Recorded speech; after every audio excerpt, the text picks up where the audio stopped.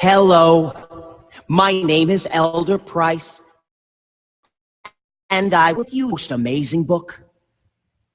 Hello, my name is Elder Grant. It's a book about America a long, long time ago. It has so many, you simply won't believe how much this book can change your life. Hello, my name is Elder Green. I would like to share with you this book of Jesus Christ. Hello, my name is Elder Young. Hello, did you know that Jesus lived here in the USA? You can read all about it now. Hello, in this nifty book, it's free. No, you don't have to pay. Hello, my name is Elder Smith, and can I leave this book with you for you to just peruse? Hello, my name is Doug Bundy, and I'm your host today, scrambling to be ready for Voices from the Dust TV. This Wednesday, the 29th day of September,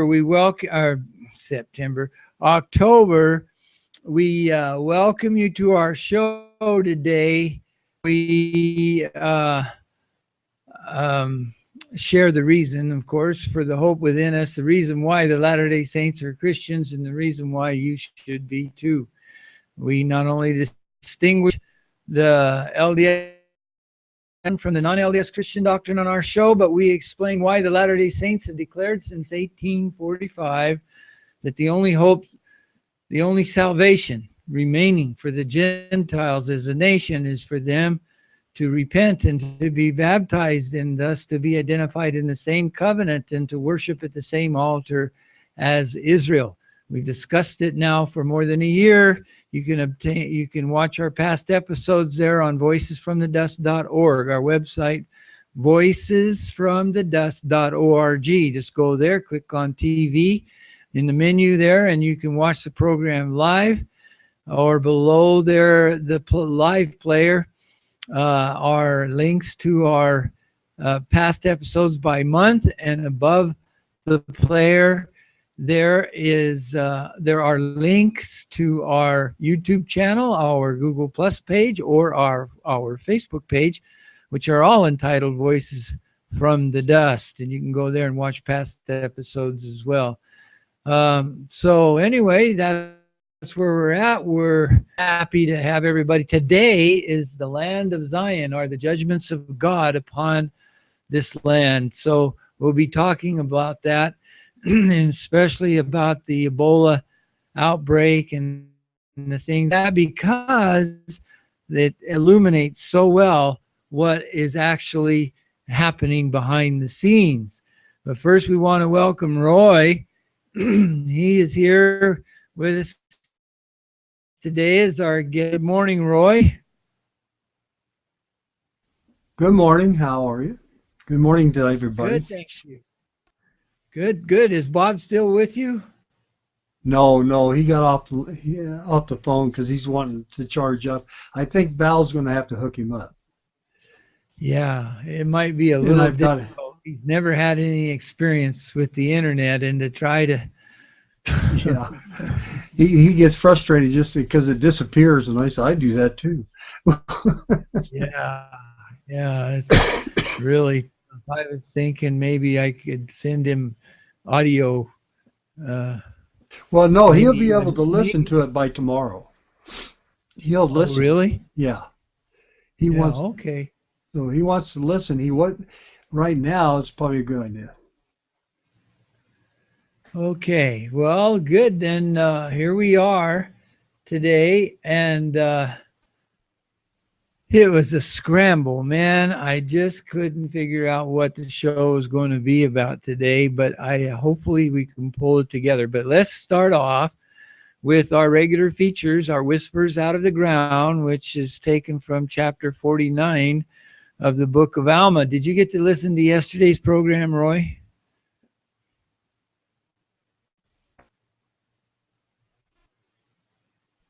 I listened to about 15-20 minutes of it, and then got late at night, so I went to sleep.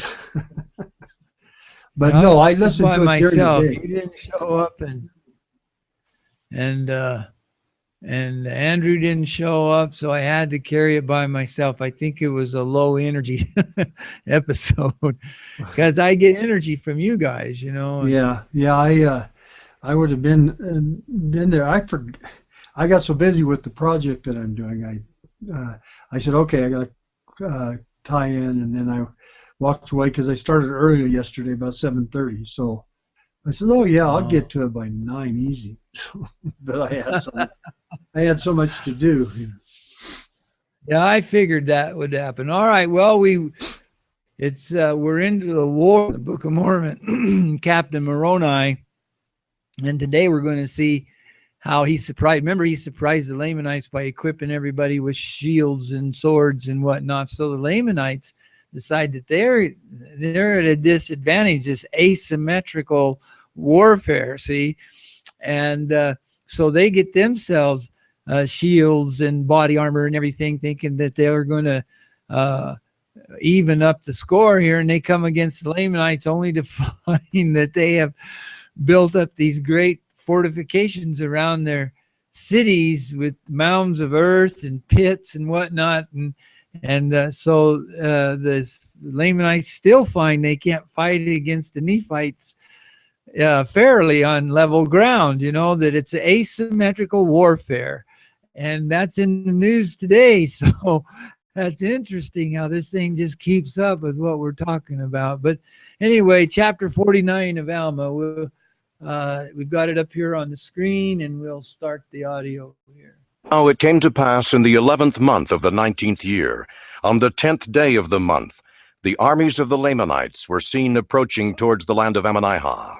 And behold, the city had been rebuilt, and Moroni had stationed an army by the borders of the city, and they had cast up dirt round about to shield them from the arrows and the stones of the Lamanites. For behold, they fought with stones and with arrows. Behold, I said that the city of Ammonihah had been rebuilt. I say unto you, yea, that it was in part rebuilt. And because the Lamanites had destroyed it once, because of the iniquity of the people, they supposed that it would again become an easy prey for them. But behold, how great was their disappointment. For behold, the Nephites had dug up a ridge of earth round about them, which was so high that the Lamanites could not cast their stones and their arrows at them, that they might take effect. Neither could they come upon them, save it was by their place of entrance. Now at this time the chief captains of the Lamanites were astonished exceedingly because of the wisdom of the Nephites in preparing their places of security. Now the leaders of the Lamanites had supposed, because of the greatness of their numbers, yea, they supposed that they should be privileged to come upon them as they had hitherto done. Yea, and they had also prepared themselves with shields and with breastplates, and they had also prepared themselves with garments of skins, yea, very thick garments to cover their nakedness. And being thus prepared, they supposed that they should easily overpower and subject their brethren to the yoke of bondage, or slay and massacre them according to their pleasure. But behold, to their uttermost astonishment, they were prepared for them in a manner which never had been known among the children of Lehi. Now they were prepared for the Lamanites to battle after the manner of the instructions of Moroni. And it came to pass that the Lamanites, or the Amalekites, were exceedingly astonished at their manner of preparation for war. Now if King Amalickiah had come down out of the land of Nephi at the head of his army, perhaps he would have caused the Lamanites to have attacked the Nephites at the city of Ammonihah. For behold, he did care not for the blood of his people. But behold, Amalickiah did not come down himself to battle. And behold, his chief captains durst not attack the Nephites at the city of Ammonihah. For Moroni had altered the management of affairs among the Nephites, insomuch that the Lamanites were disappointed in their places of retreat, and they could not come upon them. Therefore they retreated into the wilderness, and took their camp, and marched towards the land of Noah, supposing that to be the next best place for them to come against the Nephites. For they knew not that Moroni had fortified or had built forts of security for every city in all the land round about. Therefore they marched forward to the land of Noah with a firm determination. Yea, their chief captains came forward and took an oath that they would destroy the people of that city. But behold, to their astonishment, the city of Noah, which had hitherto been a weak place, had now, by the means of Moroni, become strong, yea, even to exceed the strength of the city Ammonihah. And now, behold, this was wisdom in Moroni. For he had supposed that they would be frightened at the city Ammonihah, and as the city of Noah had hitherto been the weakest part part of the land, therefore they would march thither to battle, and thus it was according to his desires. And behold, Moroni had appointed Lehi to be chief captain over the men of that city. And it was that same Lehi who fought with the Lamanites in the valley on the east of the river Sidon. And now behold, it came to pass that when the Lamanites had found that Lehi commanded the city, they were again disappointed, for they feared Lehi exceedingly. Nevertheless, their chief captains had sworn with an oath to attack the city. Therefore they brought up their armies. Now behold, the Lamanites could not get into their forts of security by any other way save by the entrance, because of the highness of the bank which had been thrown up, and the depth of the ditch which had been dug round about, save it were by the entrance. And thus were the Nephites prepared to destroy all such as should attempt to climb up to enter the fort by any other way, by casting over stones and arrows at them. Thus they were prepared, yea, a body of their strongest men with their swords and their slings, to smite down all who should attempt to come into their place of security by the place of entrance. And thus were they prepared to defend themselves against the Lamanites. It came to pass that the captains of the Lamanites brought up their armies before the place of entrance, and began to contend with the Nephites to get into their place of security. But behold, they were driven back from time to time, insomuch that they were slain with an immense slaughter. Now when they found that they could not obtain power over the Nephites by the pass, they began to dig down their banks of earth, that they might obtain a pass to their armies, that they might have an equal chance to fight. But behold, in these attempts they were swept off by the stones and arrows which were thrown at them. And instead of filling up their ditches by pulling down the banks of earth, they were filled up in a measure with their dead and wounded bodies. Thus the Nephites had all power over their enemies. And thus the Lamanites did attempt to destroy the Nephites until their chief captains were all slain.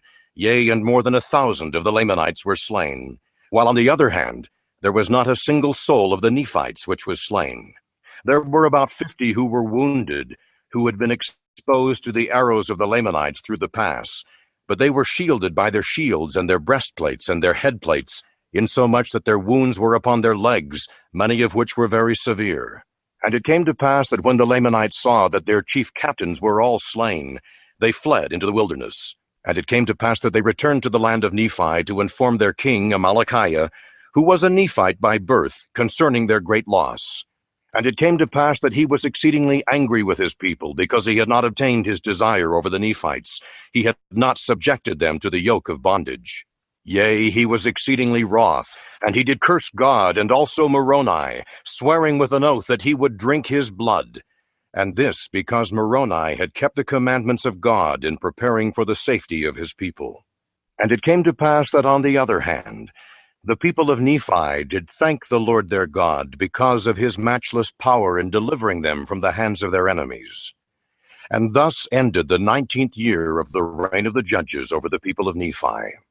Yea, and there was continual peace among them, and exceedingly great prosperity in the church, because of their heed and diligence which they gave unto the word of God, which was declared unto them by Helaman, and Shiblon, and Corianton, and Ammon, and his brethren, yea, and by all those who had been ordained by the holy order of God, being baptized unto repentance, and sent forth to preach among the people. Okay, so we see this asymmetrical warfare that we're talking about today so much, but quite a Bob would have really enjoyed this, huh? Oh yeah, yeah, definitely. Well, you know, Doug, down in where is it, Missouri, Tennessee, or whatever, they showed a lot of those areas where out of nowhere there's these high hills, which are supposed to be flat, and they're all high hills. Which are probably 20, probably maybe more than that, because it really makes a man look small. There's something like about probably almost 100 yards up or something like that, or maybe that's exceeding it, but it's pretty high. Well, they're big mounds, though. Yeah. People are called the mound builders. Yeah. And you could see where they had their entrance and everything. I thought that was cool as all get up. Yeah, and that's centuries later, you know. Yeah, that's what I mean. That's why it proves that the Book of Mormon's true. You know what I mean? Just in that by itself, stand alone. Yeah, well, for us, the Lord said he would prove unto many that he was the same yesterday, today, and forever. but there are some that will not accept it no matter what, you know. But for us, yeah, it's to me, it's exciting because it shows it's not down there where they say it is in Mesoamerica, that it happened up here. Right. And, go ahead. No, that was and that's what he's talking about, and they got proof of it all through there, So. Yeah, exactly. And much more than that, but they will deny it. It's unbelievable. And that's what we're going to be talking about today in our awful situation update. For those, again, who may not be familiar with what we're talking about, what we, if you go to our website, you'll see this page. Let me share it again with you. That is called our state, and it's in our menu from the left. If you go to Voices from the Dust, it's coming up here, and there you'll see the menu items, and the fifth one from the left there is this one, situation update, and it takes you to this page, which is our awful situation update, which comes from the very words of the prophet in the Voices from the Dust, where he says the Lord commands us to awaken to a sense of our awful situation. And he's talking about the captured operation of our government. It's unfortunate we can't wake up a lot of people, but it's important for you to go. You can see a lot of these things happening here in this slideshow of current events, and then below that is a link to another slideshow of that doesn't change much, but has those, although it should probably be updated because there's some new ones coming out to give you the in-depth story of what is happening in terms of this captured operation, where the banksters have achieved their goal of diverting the productivity, the riches of the United States to destroying the freedom of all lands, nations, and countries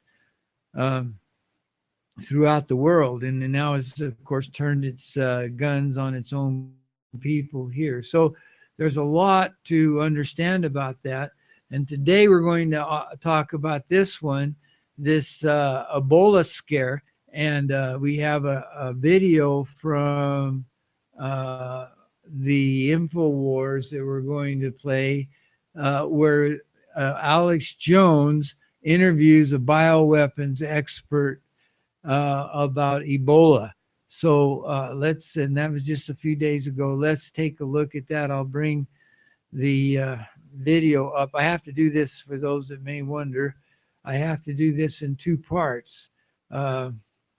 One part is the video that I can share here like this, but it won't play the audio through the computer for some reason. So I have to play that and feed it into the mic from another computer. So here we go. I'll try to synchronize them as best I can, but this is the bioweapons expert interview.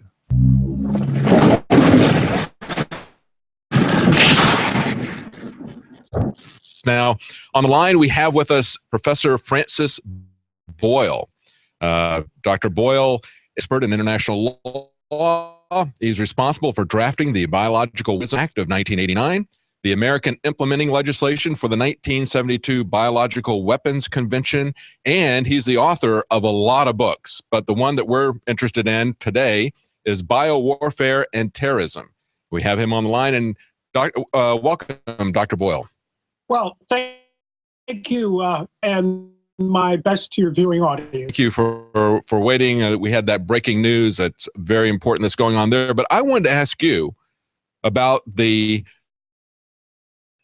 bioweapons lab, because you know very well what's going on, Biological Weapons Anti-Terrorism Act that you drafted there. Why are they putting these labs in those countries?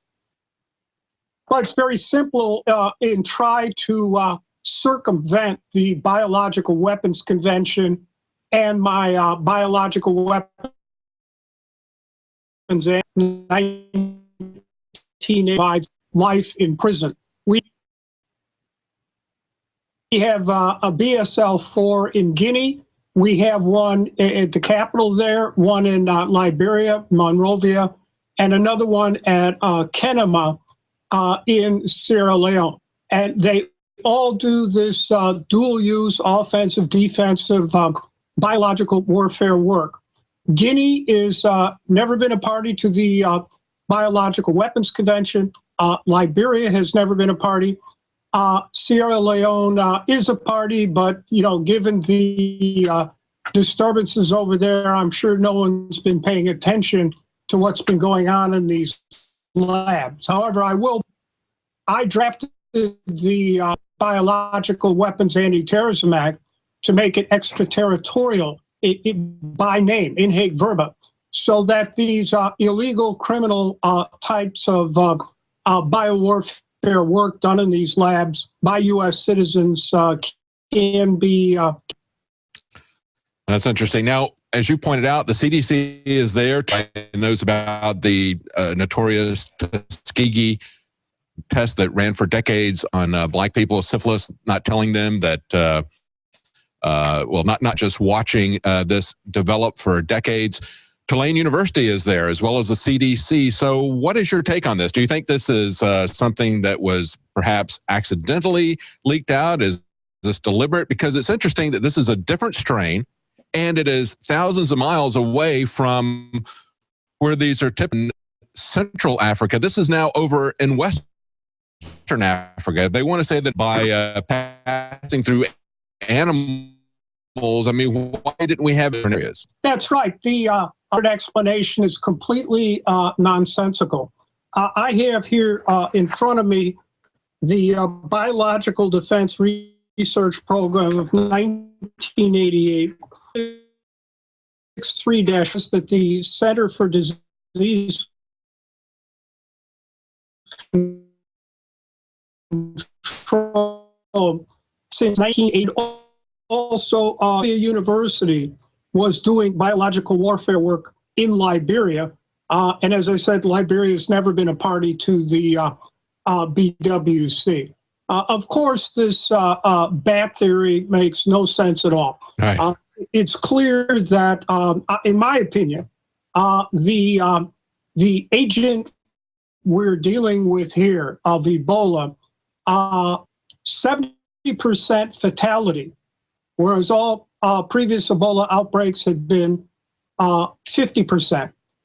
And also it has perhaps genetically modified to make it airborne to some extent. I recently sent to your assistant there a press release. The National Institutes of Health live Ebola is the virus for the common cold.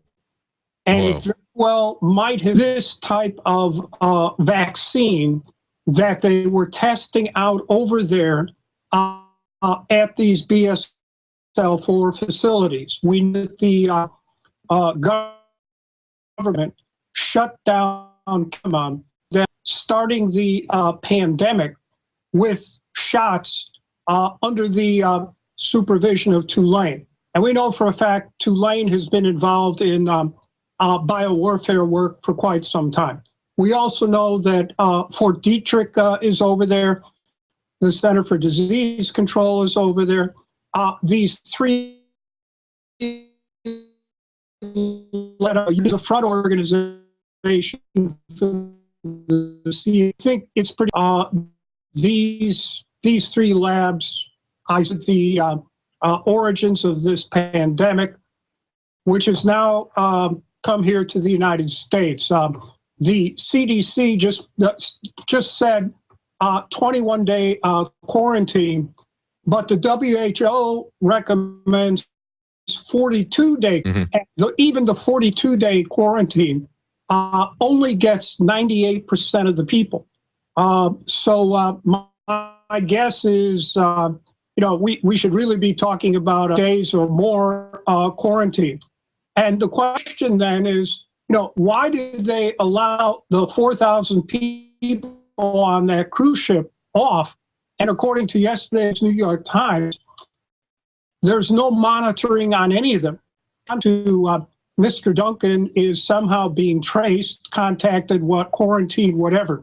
But the 4,000 people on that ship, no. And they could have easily just quarantined everyone on the ship right there. So I don't know exactly what to say about this, but it doesn't look good. Well, we saw that in Nigeria. They've gone now the 42 days, and they haven't had another outbreak there, but they went through contact tracing. They had 900 based on one person on an airplane, was very sick. 20 people died, and they had 900 people that they were looking at. We haven't seen anything like that. As you pointed out, we've got a situation where you've got this new strain of Ebola that they've never seen before that travels from an area where they've typically had it in central 1,000 to 2,000 miles, and they want to tell us that it's been traveled, that got there by bats. I mean, that's just not, that's not very credible, is it? Well, even the New York Times reported that in 1976, that when Ebola was first discovered, the World Health Organization ordered it to be sent to Porton Down in the UK. That's their equivalent of Fort Detrick. So you can figure out what happened with it from there. And Sierra Leone is a former colony of Britain. Liberia has always functioned as a de facto colony. And now we see U.S. troops in Sierra Leone, and France, the former colonial power in Guinea, sending troops in there. You're talking about them finding it, isolating it, and then immediately sending it back to their equivalent of Fort Detrick in the UK. It's very much like the movie Aliens. That one guy finds that alien and he says, don't kill it. I got to get it back to the military. There was an article that came out today. I think get this. This is a new strain. They were talking about it being a new strain was first broke out in April. And if you look at all the previous outbreaks, it's about 2,500 people. It's 2,478. I totaled it up. Already in this one, we've had about 9,700 people. So it's about 4 times all the previous outbreaks combined. This is a new strain. It looks like it's a weaponized strain. You're talking about them bringing some back and working on it. We just have a last Friday, basically kind of buried in the Friday news cycle. And we haven't seen very much reporting about this. The White House said they were going to cut funding for risky biological studies. Them saying that they're not going to do any more weaponizing. Well, that's the smoking gun. De facto admitted that this is exactly what they were doing at those BSL-4 labs, in the 3 BSL-4 labs in West Africa. And they're basically sort of retroactively trying to cover their rear ends there. That statement that came out Friday is a pretty good indication that those 3 labs and other researchers here in America, like Tulane, CDC, Institutes of Health, Galveston down there, have been up to their eyeballs in this. I would only know what to say, weaponization of Ebola. It does not appear it is as contagious as the flu, but it looks like it could be as contagious, which is what some time. So it could be that ship that agent over there, put it into some type of vaccine, tested it out on these people. Always remember that the influenza epidemic right at the end of World War I that killed 21 million people, that was from soldiers returning, bringing back that epidemic to their country. Now we've put 5,000 soldiers into the heart of the heaviest outbreak of Ebola, not with much training, not with basically any effective equipment to protect them. We're putting them at risk. That to me is a huge deal. But going back to this New York Times thing. On that, we know for a fact that this Dr. Mengele, professor at the University of Wisconsin, resurrected the Spanish flu virus, brought it back to life on behalf of the Pentagon. We know that for a fact. We also know that the same Dr. Mengele at the University of Wisconsin genetically engineered Ebola to make it more. We also know this at the University of Wisconsin does GM flu work, which with H5N1 and some of the others. And that's exactly what they're saying, that they're stopping not Ebola research. They're not mentioning that. They say the moratorium is only the influenza of coronaviruses that cause SARS and MERS. It made no mention of Ebola or any related filovirus. Ebola is already extremely lethal, they say, but it's not easily transmissible. That's the New York Times take on that. So, in other words, they've admitted they were doing it. Yes. And then second, the word Ebola wasn't in there, because if they had put Ebola in there, everyone would have said, well, what were they really doing with Ebola? That's why Ebola is not on the list. It should be on the list. But yes, they're not going to say that, because everyone would then ask the next. It was censored out of there. But we know they had of Dr. Mengele biowarfare work with Ebola, as well as those other agents, which they admittedly is lied. Now, this press release talked about it being GMO'd into a flu-bola, and they do actually mention in the New York Times what you just talked about, the H5N1 AV, that opponents of this type of research, and listen to that, you probably know this, we're talking to Dr. Francis Boyle, who wrote treaties against bioweapon research in 1972. So I'm sure you've heard them use this euphemism, a gain of function. That's what they call it, a gain of function, when they weaponize something like the H5N1, the bird, I mean, a gain of function. Wisconsin Kawako, who's on the press release, out in so-called gain of function. Yeah. Jumping. And indeed, he tested out this H5N1 on ferrets to see if they could jump from one to the other, because for these purposes of flu, ferrets are akin to human beings. So it's very clear what he was doing there. Yes. So what do you make of this? I mean, we have the, it's not just the bioweapons labs that are there, but we've also created AFRICOM just back in 2007. It's something that the American government never had before.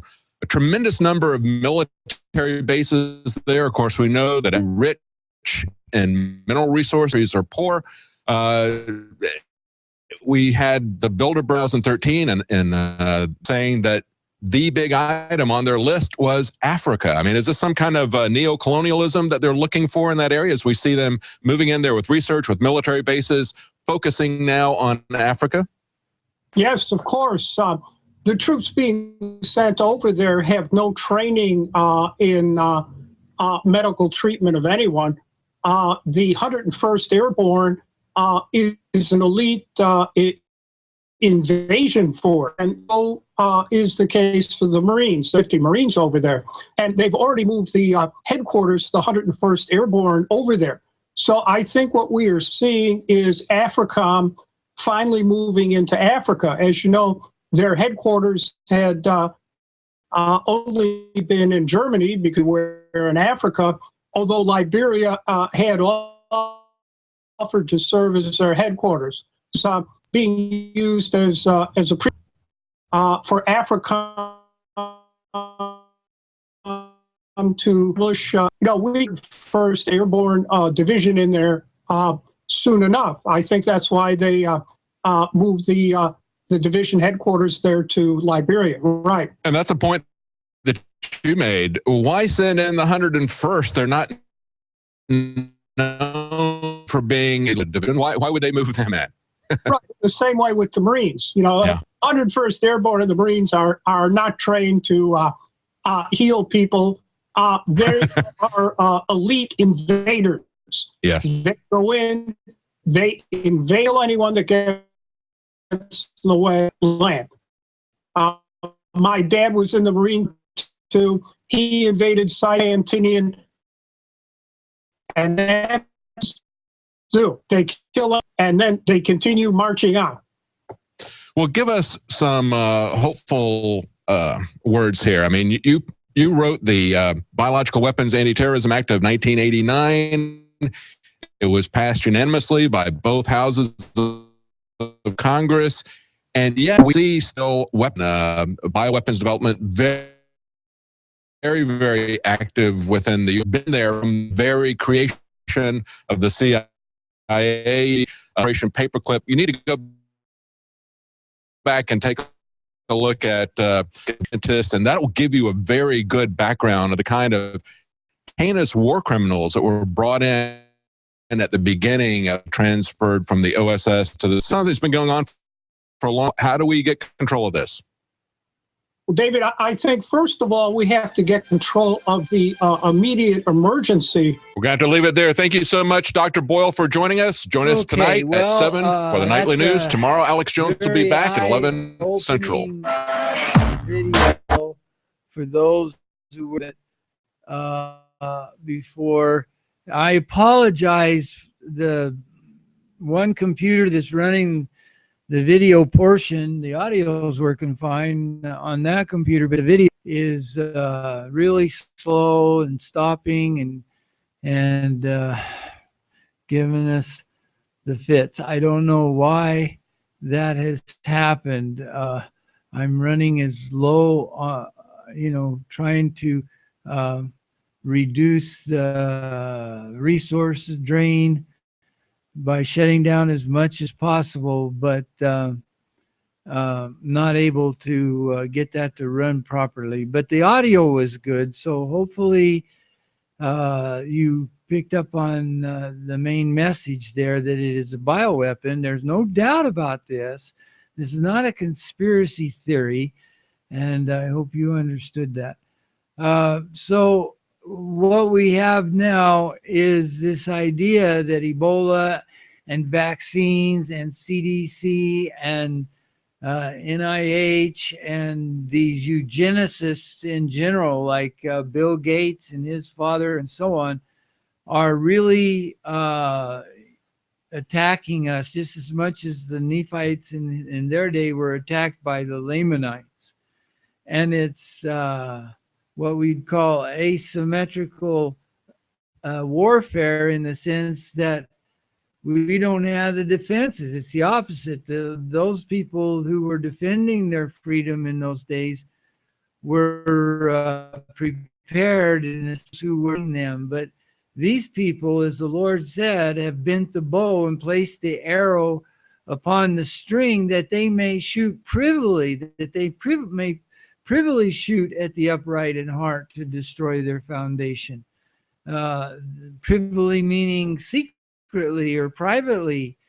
People don't really in general know that these things are going on. And so the warfare against them is terrible. They're going off and onto their vacations, and they're going to their high school football games, and they're having their birthday parties for their kids, and all the normal kinds of life that's going on, while the New World Order is spraying them as if they were bugs above from the air every day with chemicals to destroy them and destroy their health. But by degrees, it's a soft kill. They don't realize, of course, if it was something when they flew over and they sprayed, that it took us out immediately, half the population of the city was destroyed, then we would wake up right away. But these things take years and years to have their effect. But overall, they're able to see, to begin and test really a lot of these remedies for population, overpopulation is what you could call it. That's how they see it.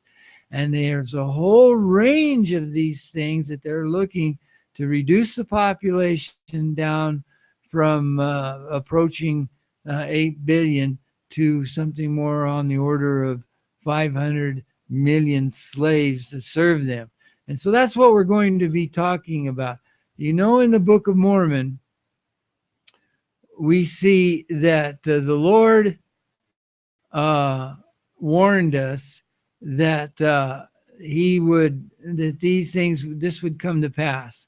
And he talked about a transition. He didn't use that word, but he said when the Gentiles had become fully ripe in their iniquity, and also when they had rejected the fullness of the gospel while they were full of these terrible sins and abominations and hypocrisy and so on, that he would then withdraw the gospel. He didn't say that he would destroy them, but that is eventually what will happen. But the transition of taking the gospel from them and taking it to his people is what he spoke about. And it's very enlightening to understand that. In verse 10 of chapter 16 of 3rd Nephi, for instance, he says, "And thus commandeth the Father," this is Jesus speaking, "that I should say unto you at that day when the Gentiles shall sin against my people," or no, against my gospel, "and shall reject the fullness of my gospel, and shall be lifted up in the pride of their hearts above all nations, and above all." Now he's talking about Americans here. See, if you read carefully, you'll understand. It's also the Europeans, but specifically it's the Americans that come really from Europe. But he's talking about them, and it says they shall be lifted up in the pride of their hearts above all other nations. See, above all nations and above all the people of the whole earth. And that's what we're seeing now, this pride, this hubris, this unbelievable in your face kind of lying and hypocrisy. And he says, and when they do this, and shall be filled with all manner of lyings. And we see it in our government, but also of our people. People are filled with lies on the left and on the right, and of deceits of all kinds, not just the deceits on the internet, but deceits within families and everything, and lyings within families. Not to mention the government, but the government's lying and deceitful. And we see things and of deceits, and then all manner of hypocrisy. And that's what we're seeing. It's this incredible hypocrisy on the part of people who will, government leaders who will just speak absolute lies when they know, they have to know, that the truth is just the opposite of what they're saying it is. Whether they're talking about the economy recovering and the great resurgence of our economic well-being, when reality it's just the opposite, or whether they're talking about these diseases and how Ebola, how we don't need to stop the flights from these countries, and we don't need quarantines when people are sick and so on, but pretty soon they're going to be talking about how we need, in fact, not only need, but have to be forced to take vaccines, and anybody that doesn't take the vaccine is putting the rest of the population into danger. See, when it's just the opposite. and they're full of murders. We've seen all these doctors being murdered and all these scientists. And then we're going to see how the latest whistleblower from the CDC, who was brave enough to come out to speak, but has been shut down by these people and is afraid for his life. But they're full of priestcrafts, and they're full, and we've seen those, and full of whoredoms, and those are on every side. And of course, of secret abominations. And those secret abominations, when they overtake the nation, when the more and more it reaches that critical point, and where so many just join in, which is where we're reaching now. Once they find out about this, they become part of it, thinking that they are going to avoid, they're going to benefit from it. So it overcomes the entire nation. And the Lord says here now, still at 16 of 3rd Nephi in the Book of Mormon in verse 10, and if they shall do all those things, and we'll be talking about just a small part of them today, and shall reject the fullness of the gospel, which of course they do. Now remember, the fullness has to do with Israel being redeemed and brought to America and set up in a new holy city called New Jerusalem here in America. See, that's a part of the gospel that people haven't heard. They haven't heard the fullness. They've only heard part of it, which is the news of Jesus Christ being the Savior of all men who will repent. But the other part of it is that the house of Israel will be restored and brought back from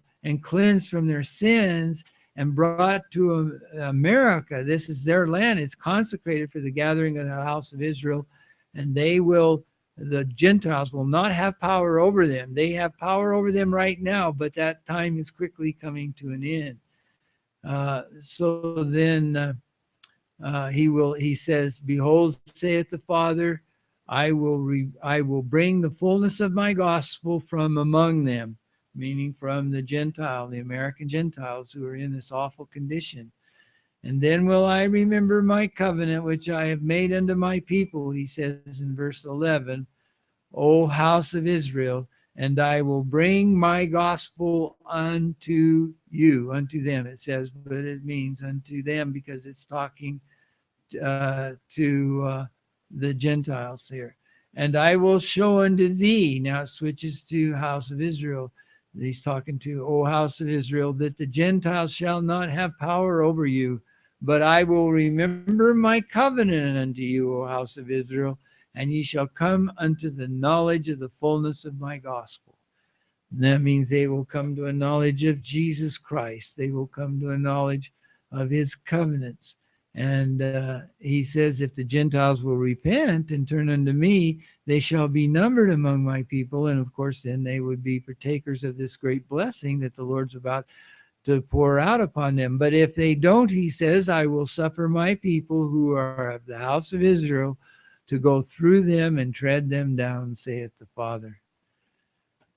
So anyway, great information that we need to get out there, and we're doing our best with our limited technological resources to do that. We're grateful for what we have, but we wish we could get it to play a little better.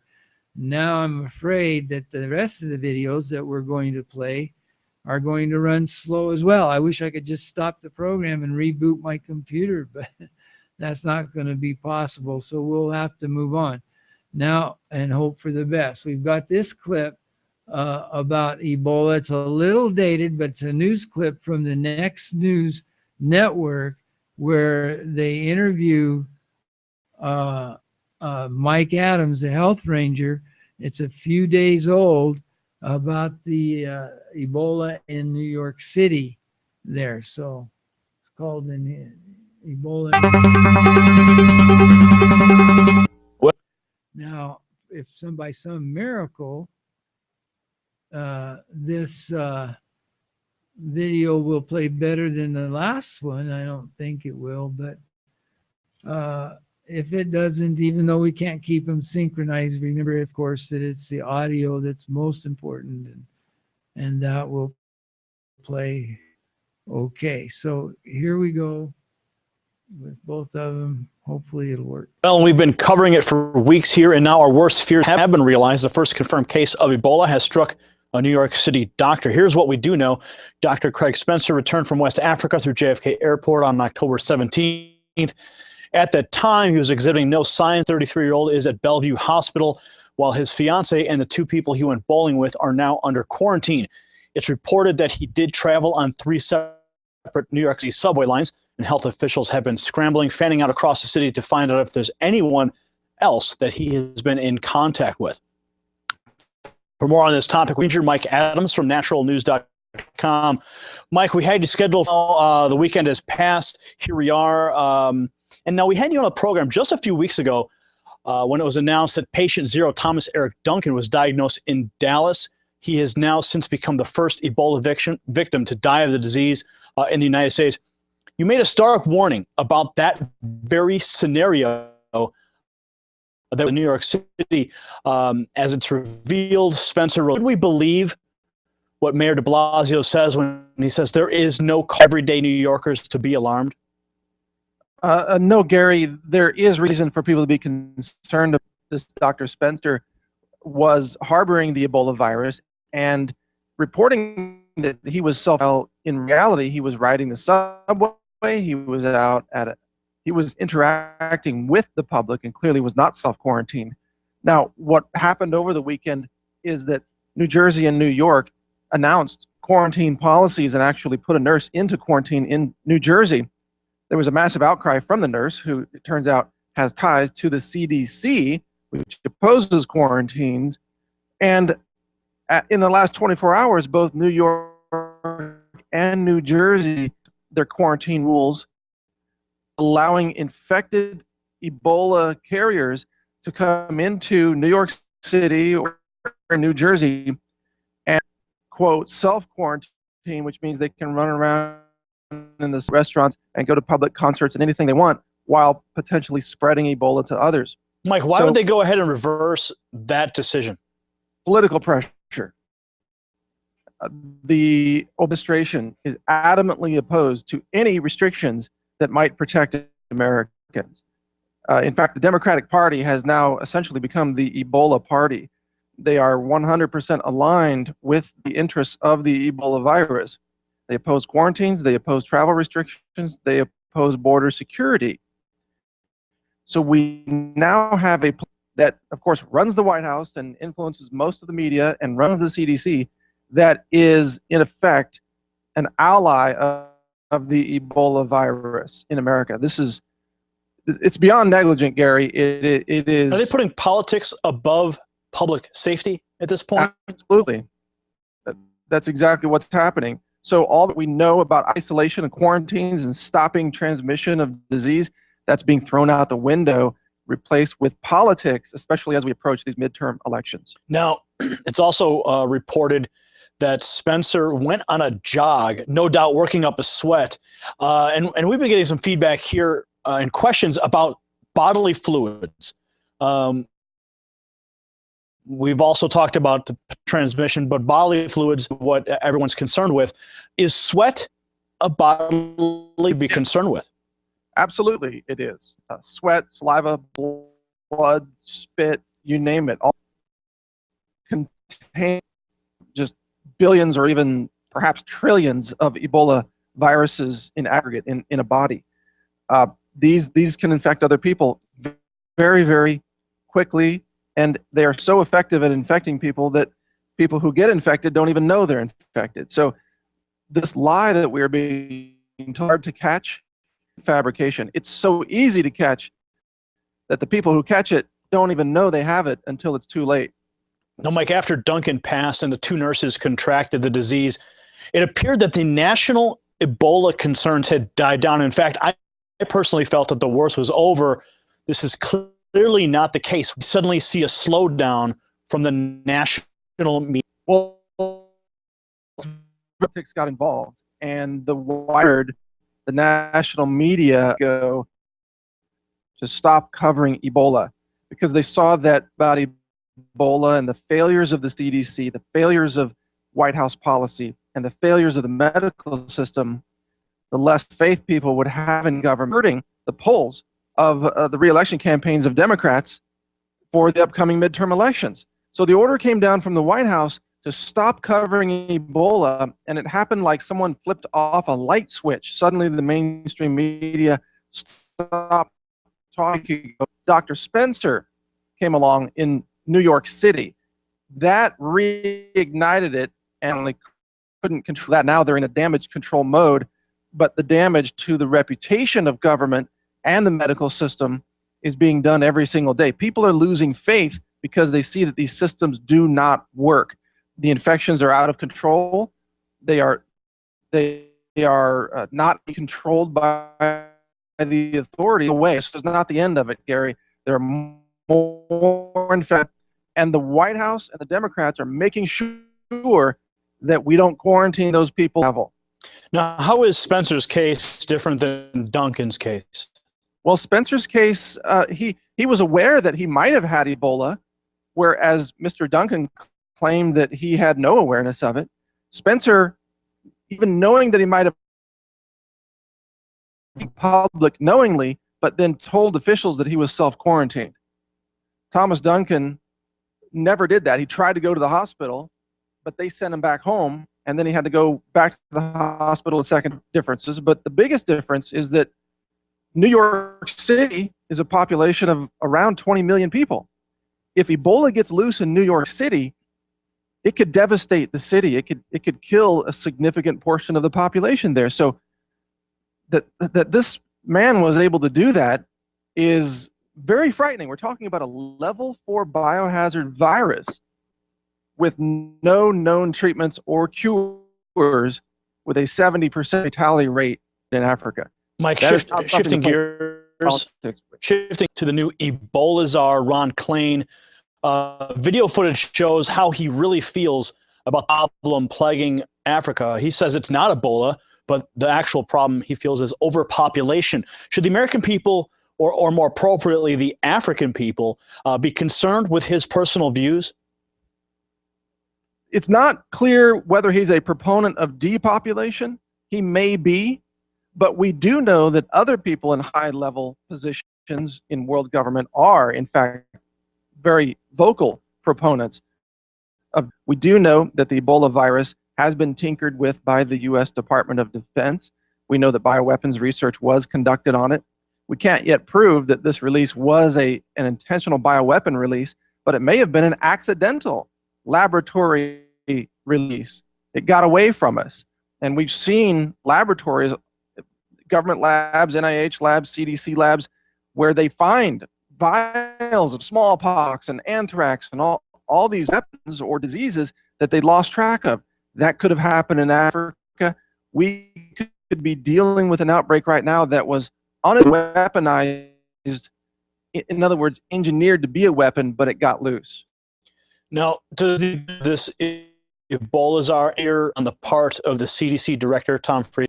I think it indicates how much the elaborate theater that is being staged for the public on this. And that's all we're getting is theater, not actual medical science. Thomas Frieden is an absolute failure at the CDC. He is a liar. He refuses to tell the truth about the transmission vectors of Ebola, and he should resign or be fired. I mean, one who can actually educate the public about how to transmission.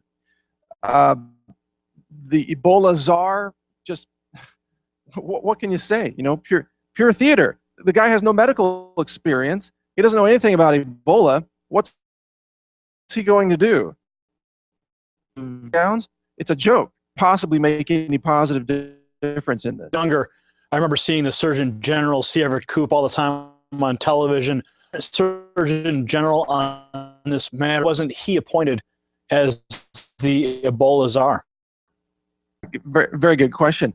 More importantly, why aren't we getting virologists in the United States speaking out publicly about all of the lies the CDC is spreading?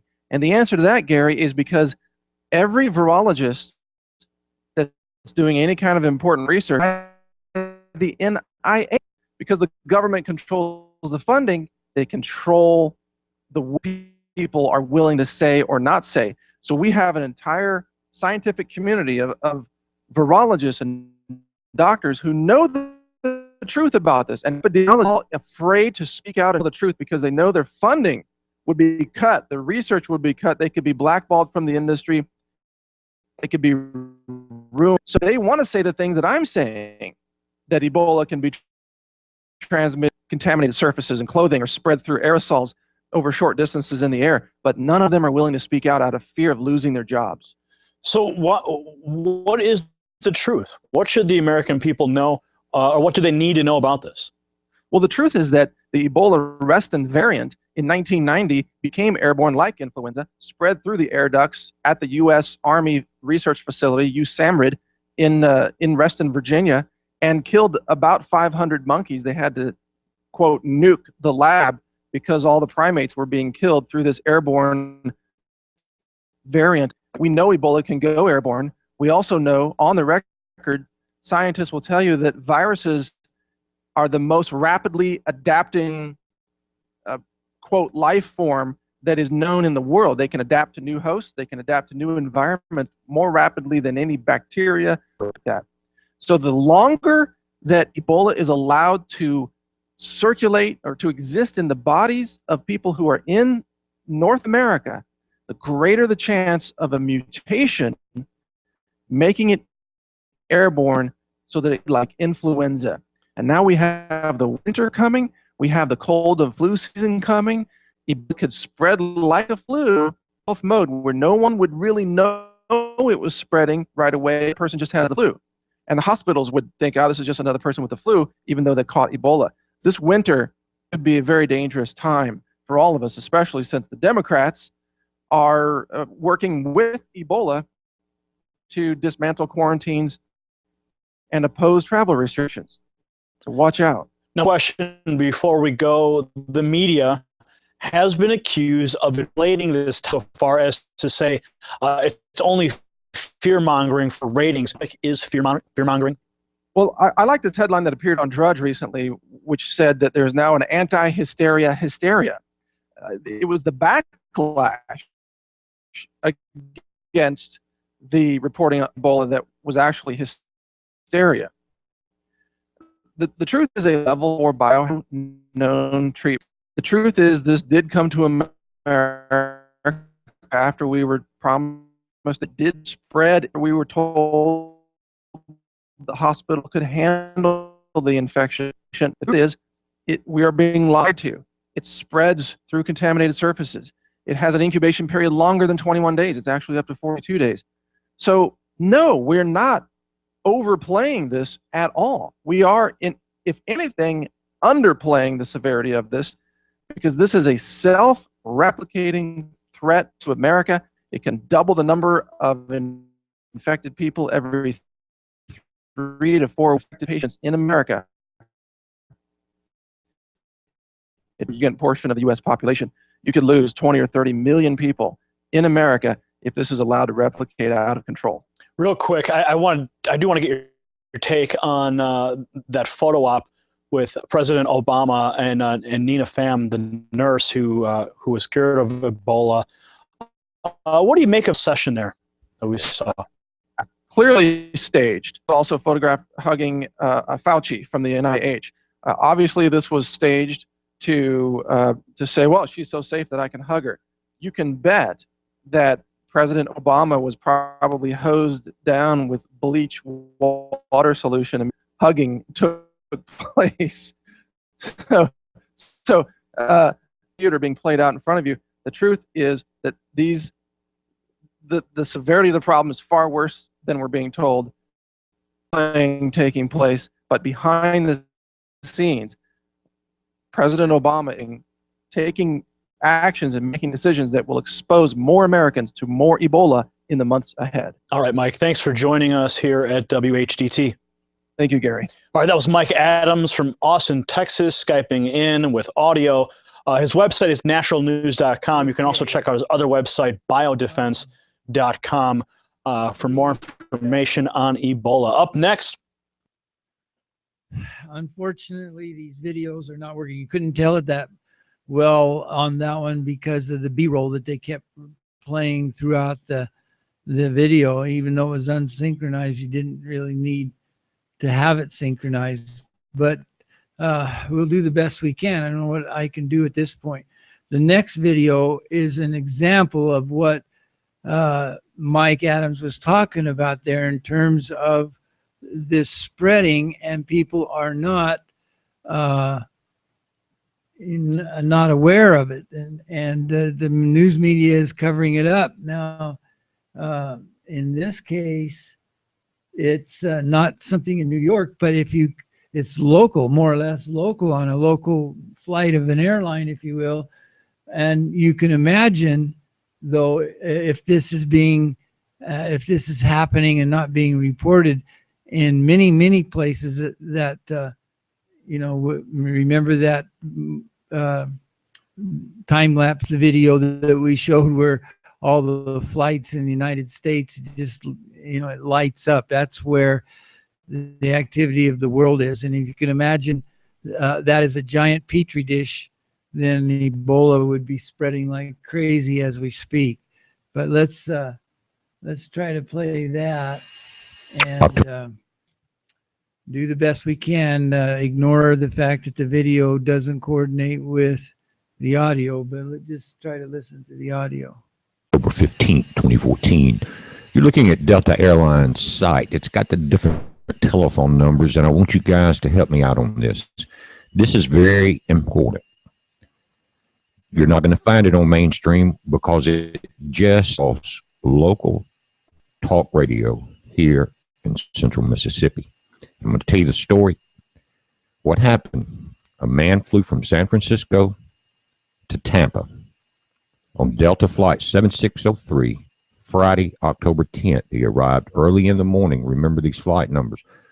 And what happened on the way from San Francisco to Tampa, as soon as he got on the plane, he noticed that there was a man of African descent sitting next to him, sweating, very uncomfortable, could not speak English.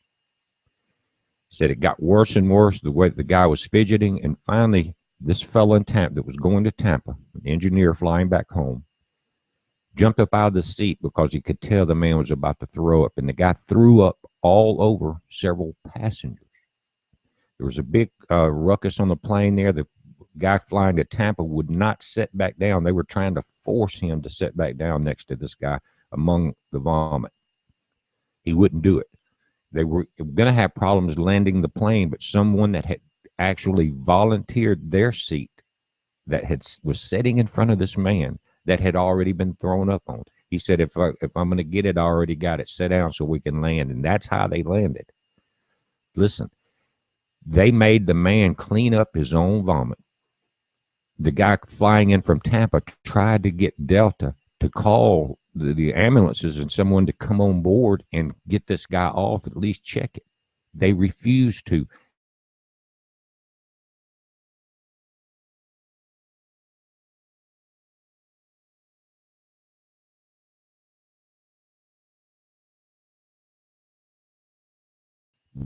The flight resumed.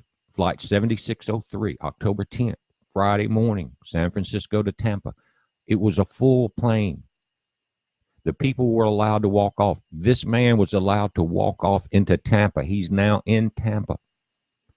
If Delta is refusing this information, then there's a conspiracy beyond what we think. This number, 800-455-2720, is the customer care number. You can go there and get deeper into their phone numbers. There's a place to email us also. I will link to this page. Guys, everybody call. This is in humanity. Call. This could be an important step in getting some flights blocked. They need to be stopped. Remember that you guys remember 911 when Bush and Cheney blew up the World Trade Center? Well, remember they canceled all flights in the U.S. in a matter of, an hour, except for Air Force One, which flew Bush back from Florida, where he was hiding in the schoolroom, to Barksdale Air Force Base in Shreveport. but they can't do it now. They can't even stop them from coming in from Africa or some of these other countries. But then, when it was something they did, but guys, this is very important information. It's not going to be on mainstream yet. I'm going to do what I can to please help me. It's a heads up. Be safe. Oh boy, I am really asleep at the switch. I forgot to share that, but it was showing the Delta site and the numbers and a few graphics there. So it wasn't really, we didn't miss all that much. The audio was the most important. I'm sorry. I will share the next one.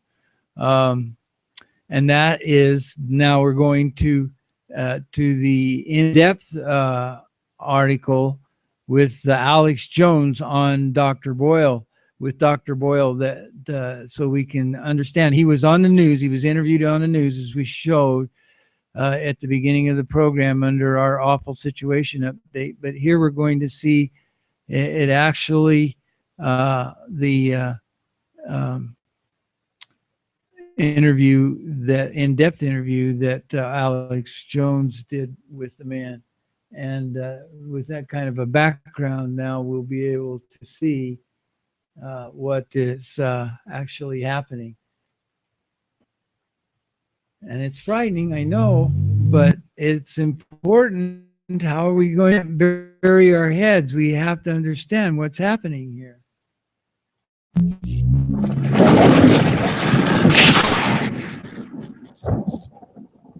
We've got Dr. He's also a lawyer and Professor Francis Anthony Boyle joining us. He was already on 2 days ago, but I was listening to the interview while I was taking care of things at home in the office that day and working on some investigations. And I thought, man, I got to have him back for a second interview. There's so much to cover. We're going to him in just a moment. Obviously, there is a big concern out there, and people are Ebola because the government has acted so ineptly and has left the border open, let the flights come in. This medical doctor was sick and going to bowling alleys and A trains. That's the packed rush hour subways and to restaurants and cabs. This is getting really bad.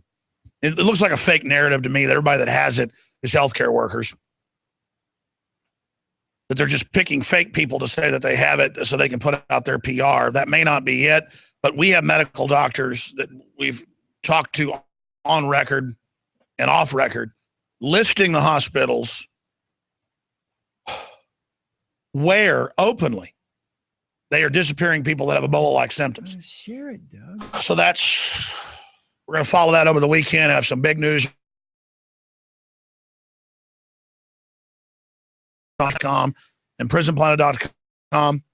I will assure you, this is not the type of off-the-chart ratings I like to have. In fact, we have the biggest audit we've ever had to Infowars.com, prisonplanet.com, live streams, the video feeds. It's just off the chart right now. Because media is pretty much controlled to a great extent, or they're ignorant. DrudgeReport.com is linking to our article with top Border Patrol medical doctor by name, who is under a lot of fire right now. They're threatening to fire him on Monday. He'll be back on with us. He says he feels fine. That's fine. He's had all these doctors all over the country call him, and doctors in his town that know him, and doctors at the hospital called and thanked him and said, yes, it's Ebola. We think it was Ebola, and you're right. They're disappearing people. But then they're like, don't say my name. It's going to come out, okay? But he's like, hey, if it's Ebola and they're covering it up, fine, fire me. He manages several hospitals, several medium-sized clinics. He's not at the Truman Center at his internship. So that's going on. We're going to go to Dr. Boyle here in a moment on the providence of Ebola, because he did author the U.S. Biological Weapons Treaty that was adopted at the UN. And he went through the big top globalist PhD program. They only get one PhD a year out of at Harvard, the Kissinger PhD, which they only give to top people they want to make super gophers or legates, I would call them.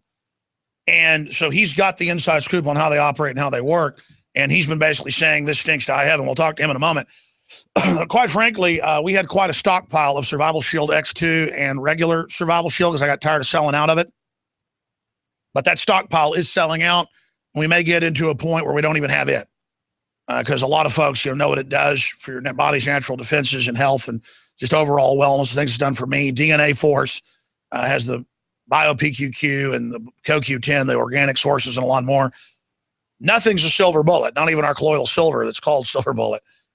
But you want to bolster your immune system, obviously. That's what I'm doing. Sunlight, purified water, rest, staying away from areas like subways if this continues to break out.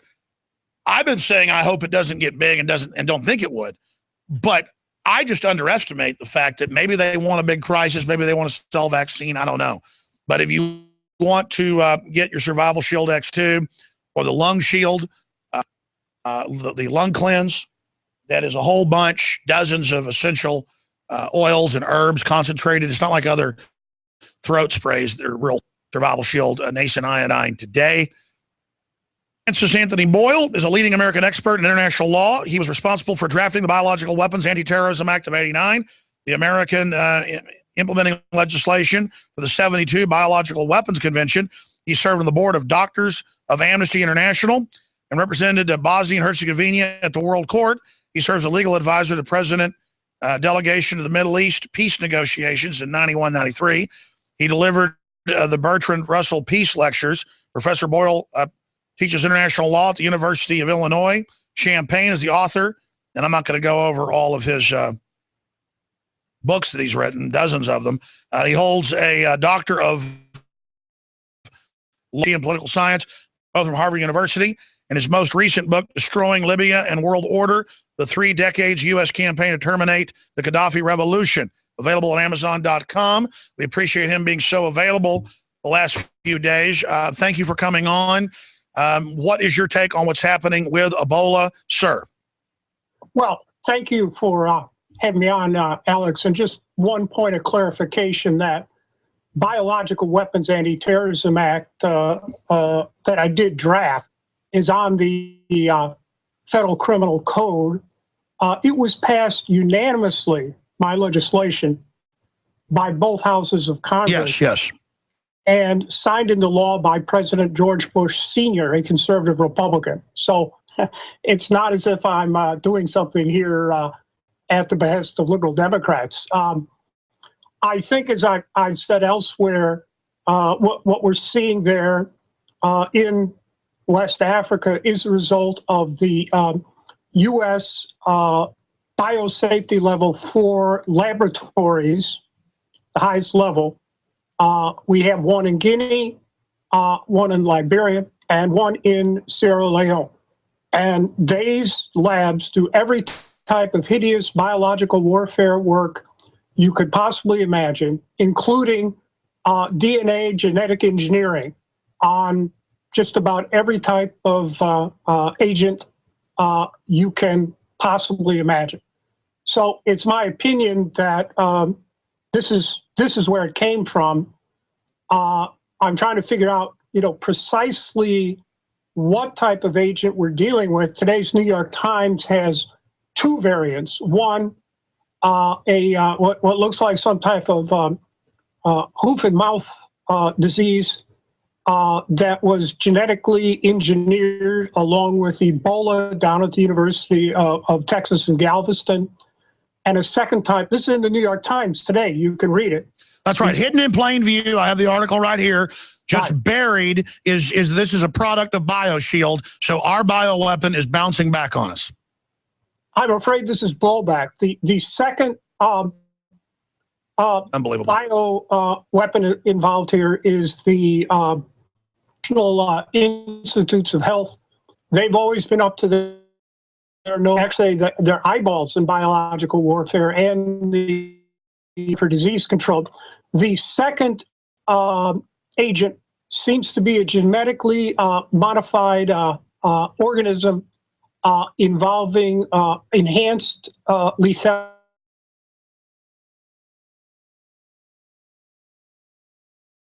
Common cold. Oh my God! And you put them. Now, so I mean, you're the author of our biological weapons law. You're a top expert in this. You were access to a lot of classified stuff when you did that work.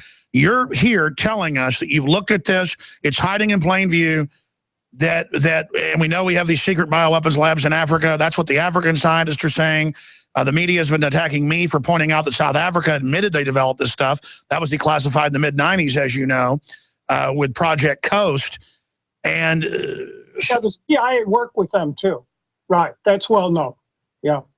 So you're saying, in your view as an expert, that this is a Western-developed bioweapon crossed with the cold, because the Army's come out. We have the report on Infowars.com today and said they believe that it will transfer like influenza A in temperatures below 45 degrees and will go airborne this winter. Sure, to be airborne to some extent. Although, for your viewers, I want to make it clear, I have never had access to any type of classified information. I've never had a government security. Only when you were in Congress working with them, because I read some of the filings on it, it just talked about, I guess, declassified info that you went over with them then. That's right. Back in those days, everything was in the public record, but pursuant to Freedom of Information Act requests where you could actually get something. But these days you can't get anything, and you just have to read the press and scientific literature very carefully, find out what's going on. Yes, concerning the influenza virus, today, the New York Times, I just sent you my comment on that, says that they're going to be testing out 3 types of vaccines over there, the 2 I mentioned, and a third involving the flu. And now, you have to understand, they call it vaccines, but this is simultaneously offensive, defensive work. First, you develop the biological agent itself by means of genetic engineering. Of Galveston, it looks like foot and mouth or something, and Ebola, enhanced Ebola. And in the case of NIH and GlaxoSmithKline, it is this, what I call Cobola, the common cold, to get the enhanced Ebola. And by the way, it's reported yesterday that in the BBC today, GlaxoSmithKline has been over in Guinea testing this stuff out. And in Mali. Mali just came down with its first case of Ebola reported today. So the third variant then appears to be some type of Ebola, enhanced Ebola, from what with the flu. So that'd be even more contagious than the other 2, if that's what the New York Times says they're going to do this. And we have to understand, the weapon comes first, and then the vaccine comes second. So when they say they're testing out vaccines with GMO, that also means they have the weapon. And they very well could be just using the weapon and withholding the vaccines. Oh. The positive point here, though, Alex, is this. It's a fundamental rule of biological warfare that you do not launch a biological warfare attack on anyone unless you have already developed the vaccine by use of the same technology. Now, if you read that story I sent you, these vaccines have already at Galveston, yes, National Institutes of Health, and have not been used, but at a small scale.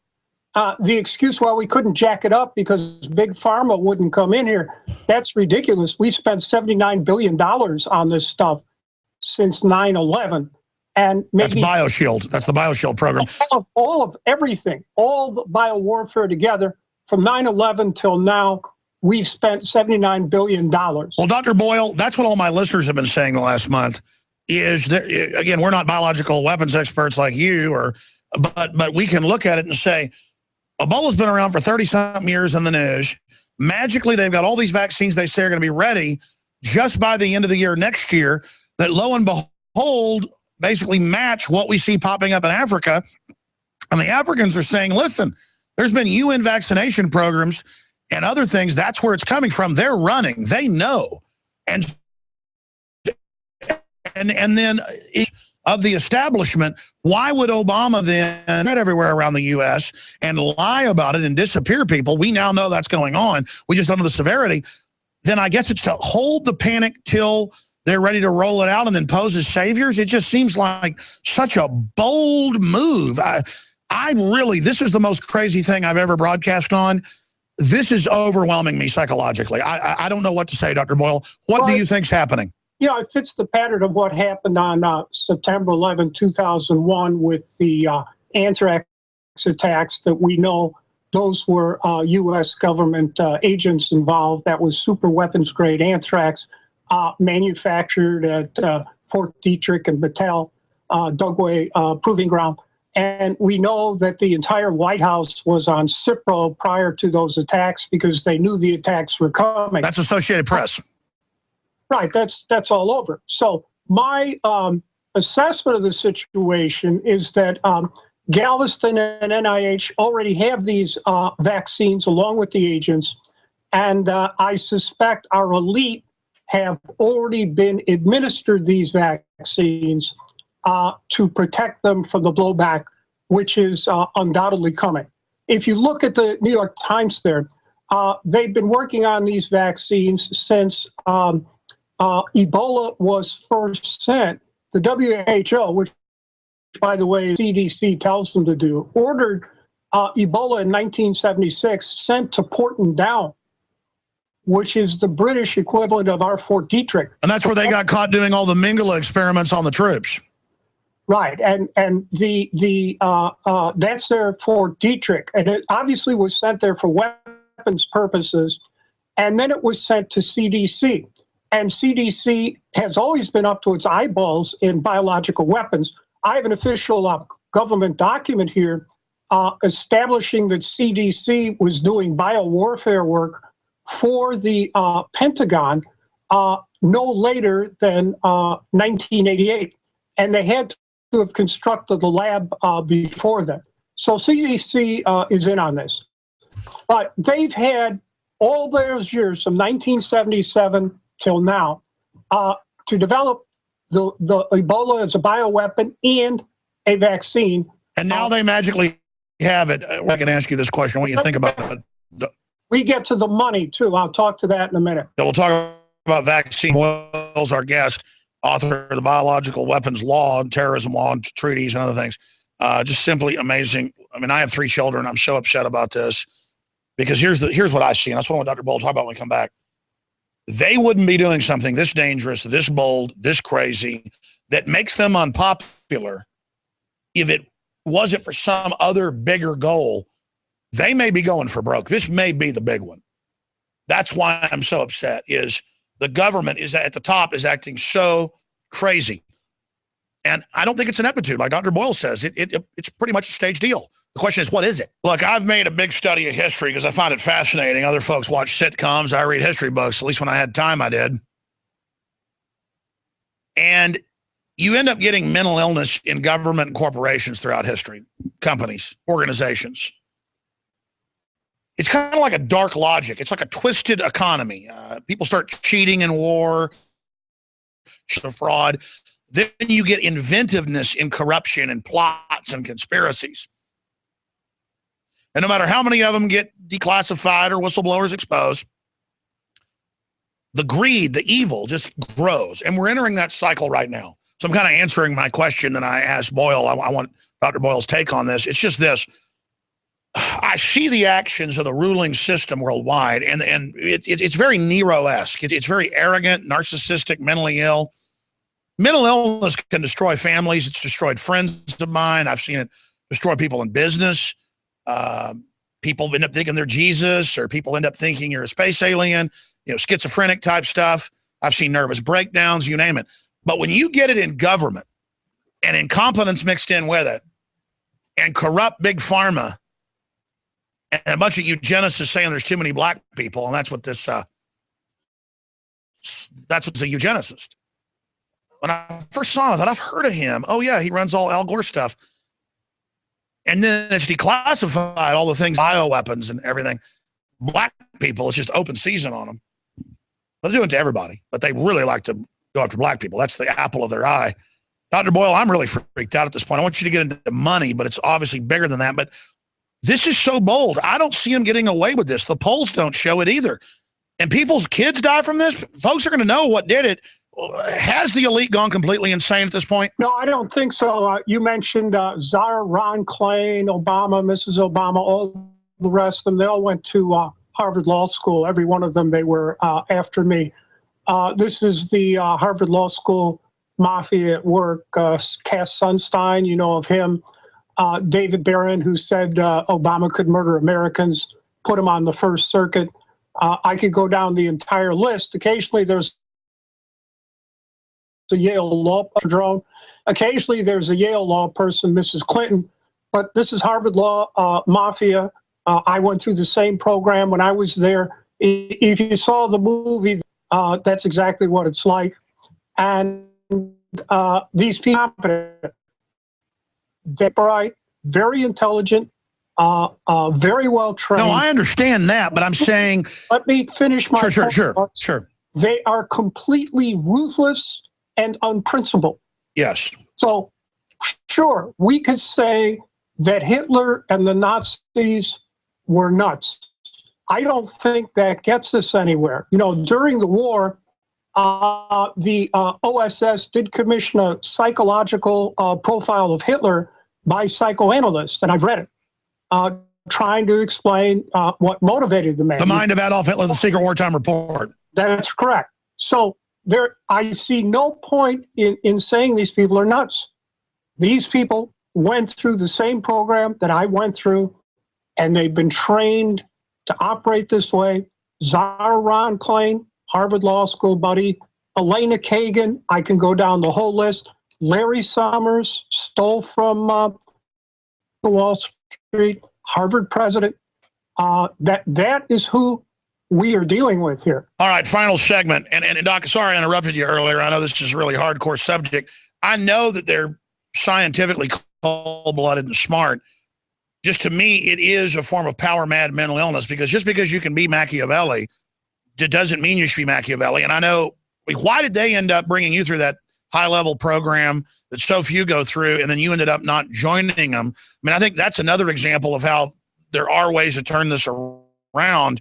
I don't think they're invincible. A, I want to get your take on that, and then B, follow the money. Give us your take on that. No, they're not invincible, but they've been Nazis, and that's pretty much what we're dealing with. These neoconservatives go back to Strauss. Leo Strauss. I went trade too, and his godfather was Carl Schmitt, the leading Nazi jurisprudence of his day, who justified every hideous atrocities the Nazis ever inflicted, including against the Jews, for our Jewish listeners out there. As for the money, yes, these two bioweapons vaccines that I've mentioned have already been patented. You can see in today's New York Times, the Galveston weapon vaccine has been patented, and it's already been reported that the National Institutes of Health, CDC, have a patent on the technology behind Ebola. So what we see here is, as you said, rolling this out, then coming out with the two vaccines that they know work, and making a killing off of this, because with patents, they can charge, and to stay alive, people are going to pay whatever they want. And so what we're going to be seeing is the rich will get either one or both of these drugs, and poor people who can't afford them will have to, do the best they can. I really don't know what to say about that, Alex. Well, it's like Germany. A few years ago, it came out, even in the BBC, that they had, quote, clean vaccines. So they'll run limited runs that are actually good vaccines. Who knows what will be in the other vaccine from the group that brought us the Ebola to begin with? Well, I think that's what we've seen here. That is, I think if you read the New York Times today very carefully, they have vaccines already that work for these two different types of Ebola weapons. And my guess is that, our leadership elite has probably been administered these things already. The positive sign, however, is we need to get access to those two vaccines. And there is a special procedure there in the WHO where you can, and World Trade rules, you can break patents for public health. And we need to get those vaccines immediately, the real ones, not any fake ones, and get them, if my surmise is correct, and this is my surmise, get them into mass production immediately at reduced rate, certainly for the people of West Africa, because I'm not sure how much time they have between you and me. Well, Dr. Boyle, we're also thanks for all of your books on Amazon.com. You've got Destroying Libya and World Order, the 3 decades U.S. campaign to terminate Gaddafi revolution. In the end, at the beginning, it was a little, but it seemed to work pretty well. But how frightening is that? That was a really important interview to understand. I hope that people will be diligent enough to study that. Now, in terms of the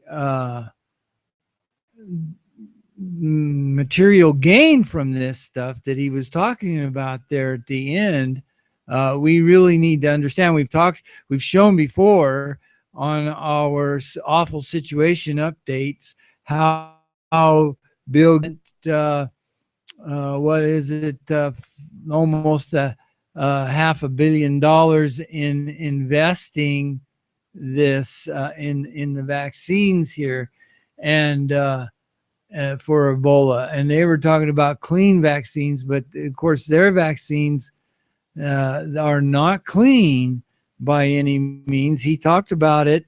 We've seen it before on the TED lectures, how vaccinations are part of the eugenicist program to reduce the population of the world. And so you know, they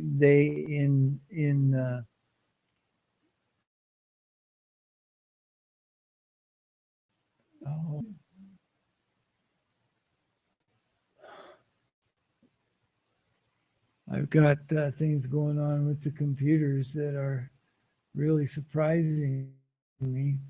They happen. But anyway, so we're going to play this clip now, and the next couple of clips will show what we're talking about in terms of Bill and Melinda Gates. And it's the whole story is just astonishing. His hypocrisy is unbelievable because he will lie to cover it up. The people who know what he's saying, then the eugenicists, then he doesn't cover it up, but talks about their true objectives here. And we're going to see this, but let's watch this one first. Serious. What?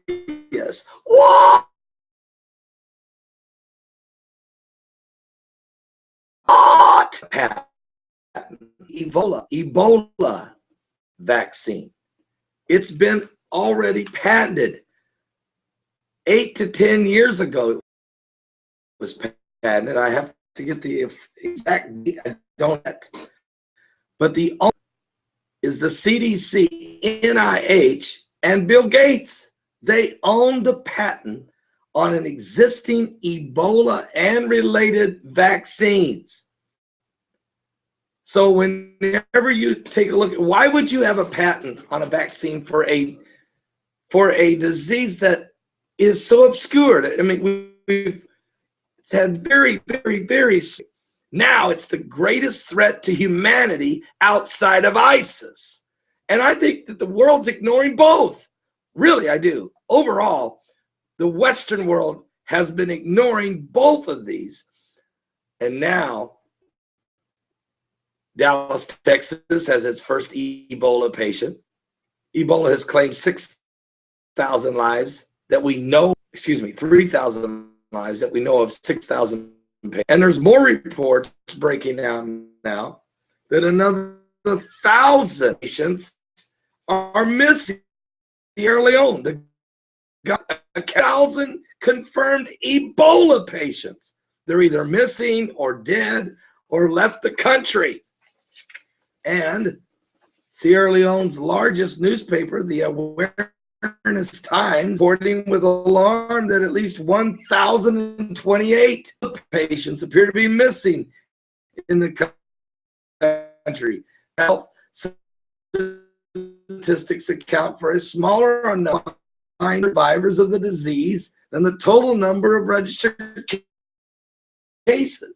We've got a problem. Are you serious? We've got a problem. We've got a plague. 7 last plagues poured out upon the earth. Revelation chapter. Jesus insolence or diseases or plagues in Matthew 24. And we're seeing now something evilly aesthetically engineered and tested upon a possibility is real. I already know that the United States infected 430.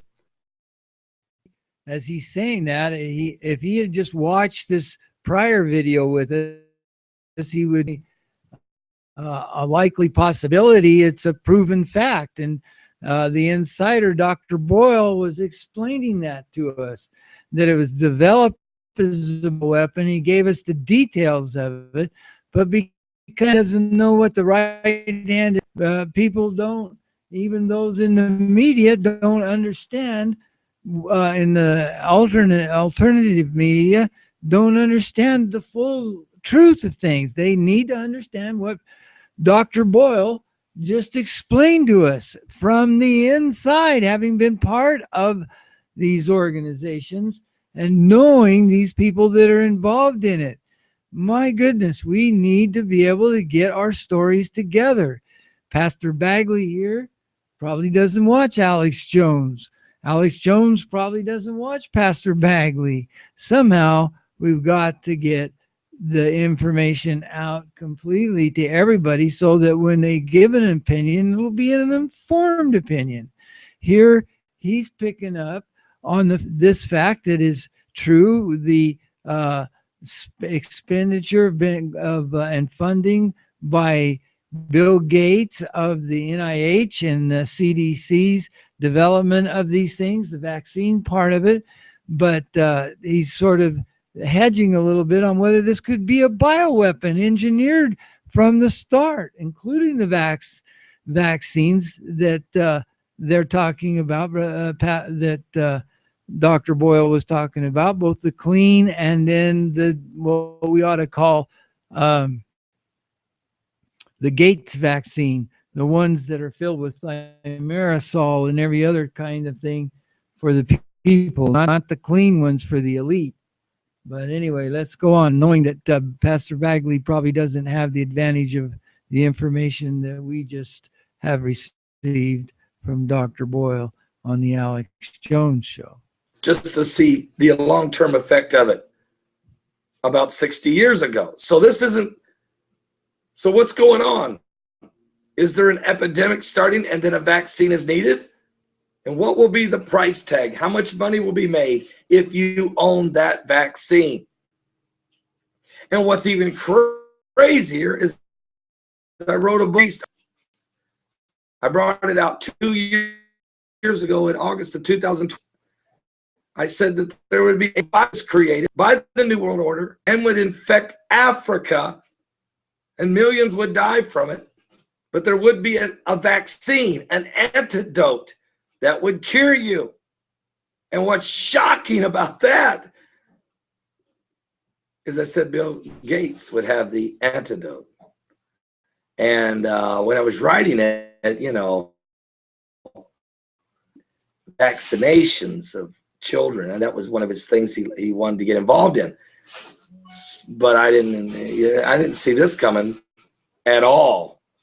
So we've got something going on here, folks, something extremely prophetically even taking place. And you have to start asking yourself, in the last days, and is this part of the New World Order's depopulation process? Just something to consider. I'm going to leave both links for you on the 1,000 missing Ebola patients in Sierra Leone and the CDC, NIH, and Bill Gates own the patents on existing Ebola and related vaccines. Mandatory vaccinations are near. I'm going to leave both of those reports for you, both links for you in the description. Can I ask you again? Now, I'm not telling you this for you to have fear,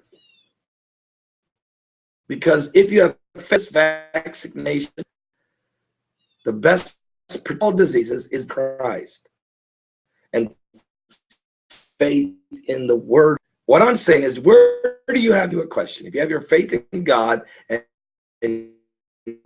if in your one and faith in the blood of Christ, then you don't walk in faith. But for those of you watching this video who aren't saved, who do not have confidence, that don't understand. Okay, let's go on now to another view of Bill Gates' role in these things. We have this next video coming up here, and we're running out of time. We're not going to be able to probably show all of them, but we'll do our best we can. Now, let's see. I think that must have been the wrong one that I brought up there. Yeah, let's do this one.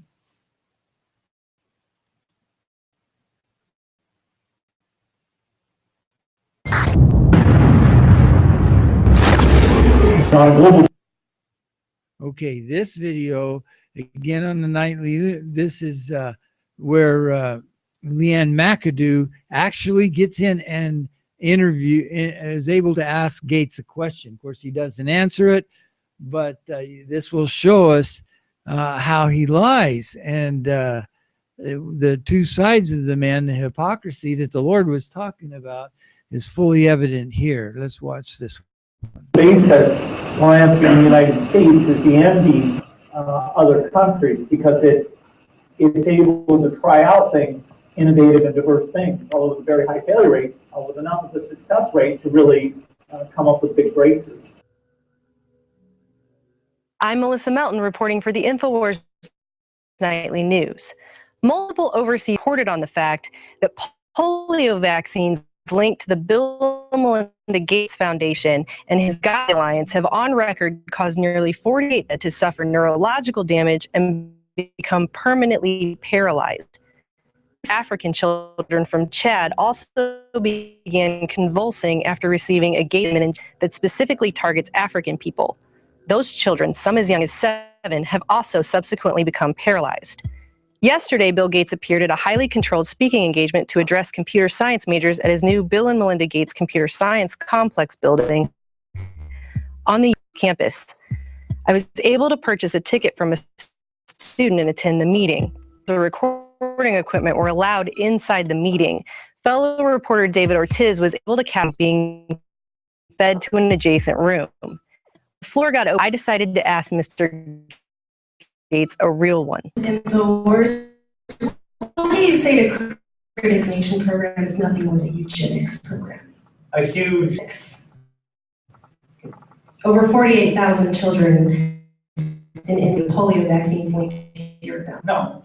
I mean, nothing has saved more lives than vaccination. The key figure that we think about in terms of what we're prioritizing is the trend people. And if you go back to about the time when 20 million kids under 5 were dying every year, measles, a variety of things. By 1990, even though the number of children population growth had gone, that number had come down from over 20 million to about 12 million. And because of the work that the foundation has been at the center of, we now got that down to less than 7. And the goal is to get it down to well understand the disparity between what happens with poor children and what happens with rich children eliminated. So vaccines, there's no better tool than to absolutely those things. And polio, the whole idea is to reduce to zero the number of kids who are being paralyzed. And it's during the between now and 2018, if things go well, we expect that'll become the second disease ever eradicated. Smallpox, the very first and so far, the only it has been eradicated. So we're pretty close on polio, but what it's about is every year less kids who either die or paralyzed. Last year was 200.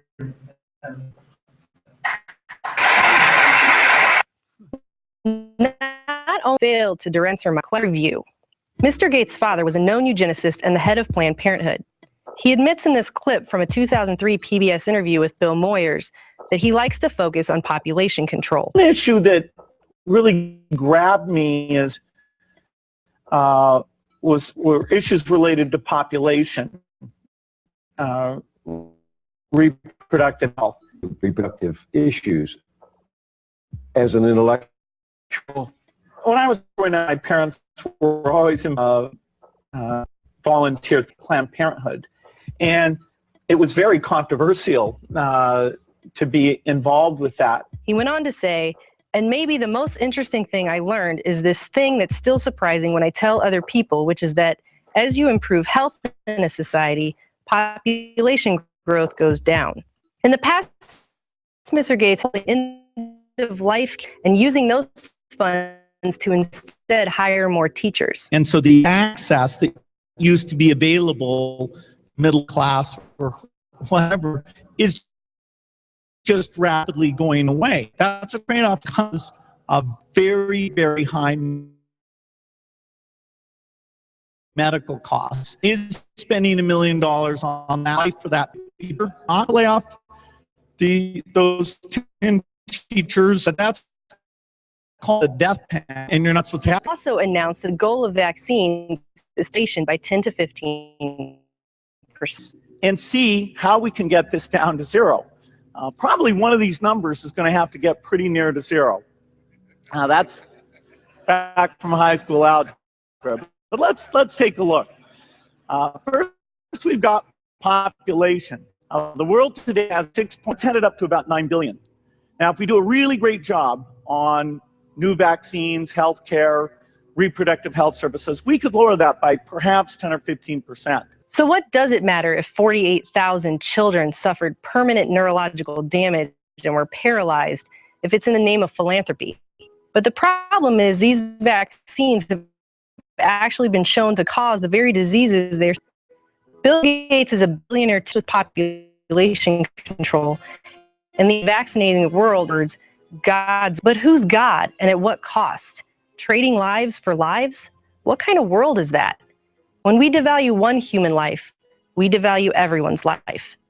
For InfoWars Nightly News, I'm polio can reduce and to zero. People might not believe that these people are, because it's hard to get people to understand the depth of hypocrisy. And so when these things happen, and they actually see them defending themselves and making a rational argument that makes it look like Bill Gates here is actually striving to help mankind. And Melissa Mellon there was showing that, the hypocrisy involved, because what they want to do is reduce the population, not to help mankind, but to help themselves. Then we see this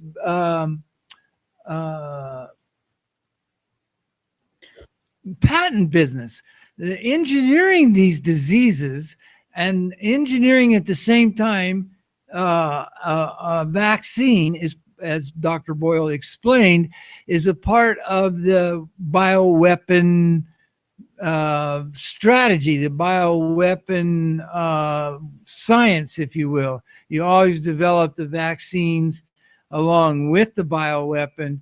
That's very, very important because for two reasons. One, you can use that then to double down on the population with a contaminated vaccine, but you can also provide the elite with a true vaccine, a clean vaccine, as he called it, that will actually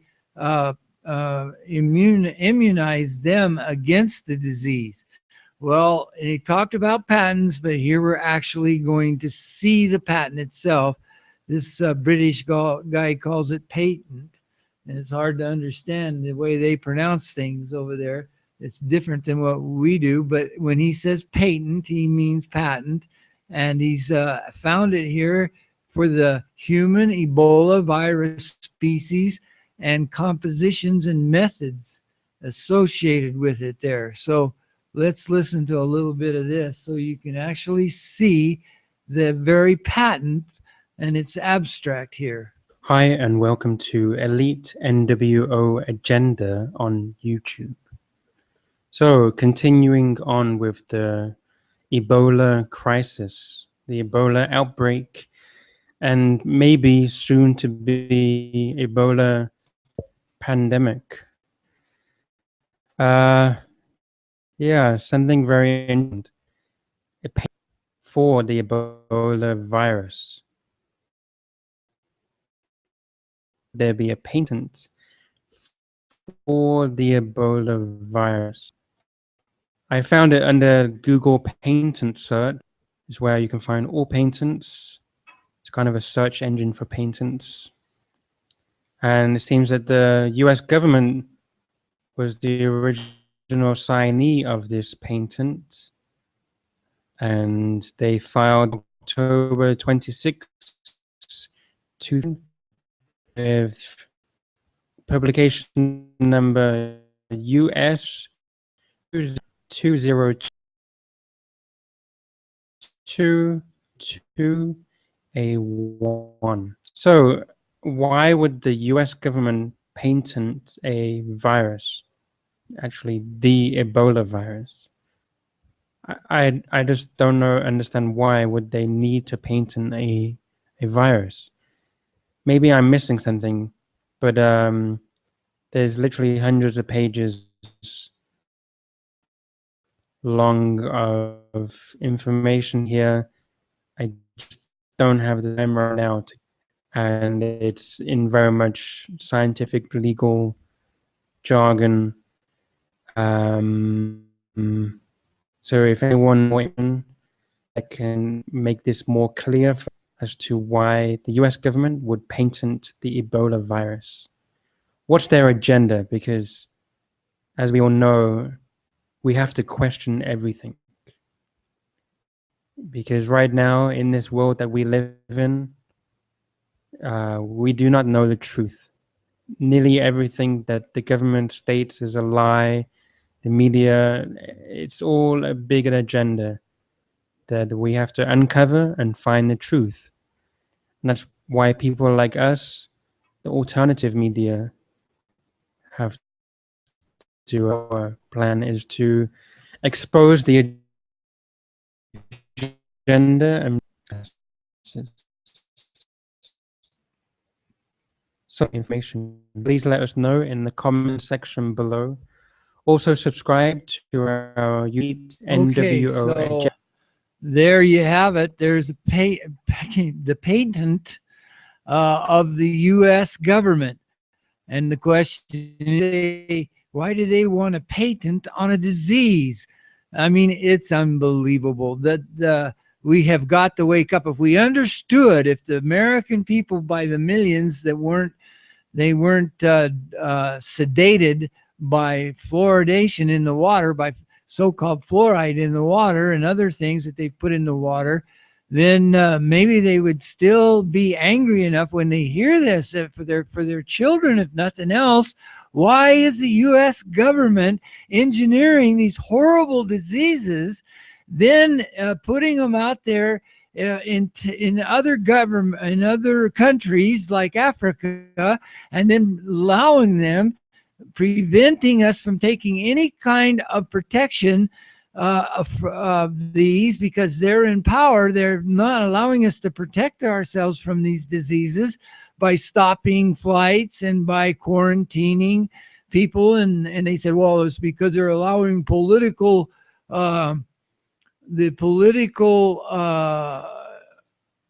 priorities to supersede the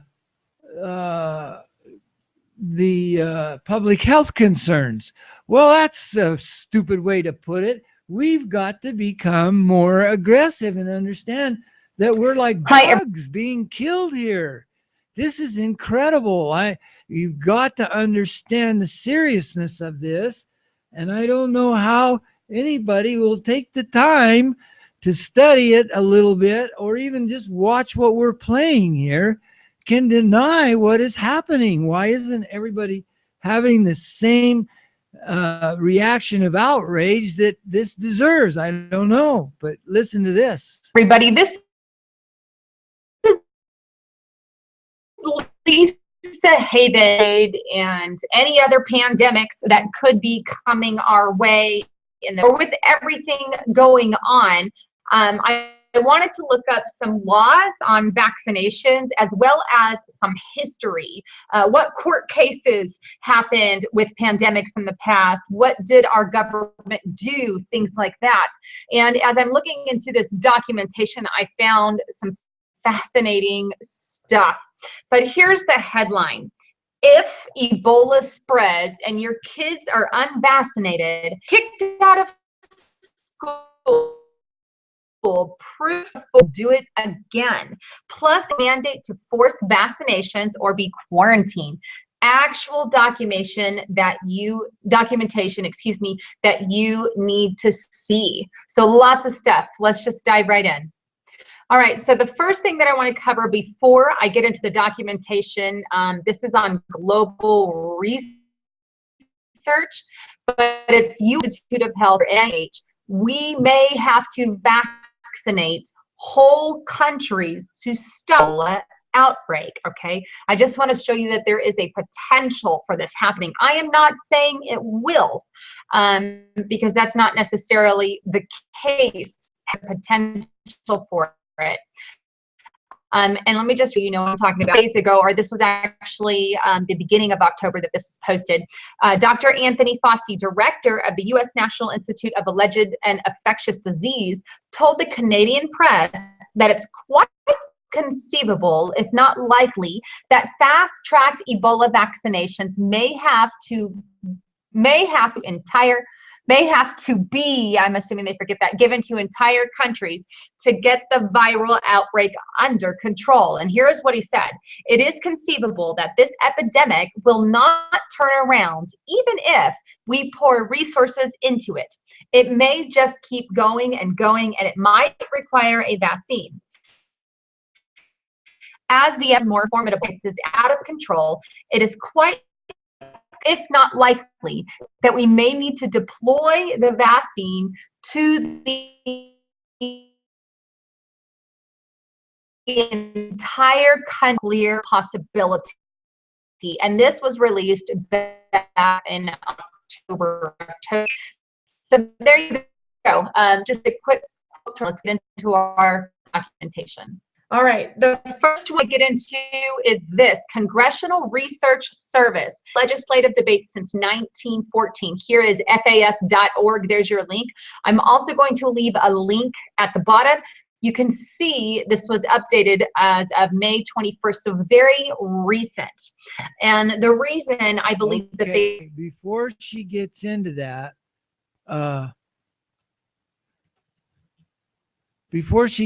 that, let me just stress here what we've just heard. Or what we're seeing now. First of all, they engineer it. We got proof of that. We understand that, starting with Dr. Boyle, but we've even seen the patents now, as this guy called them.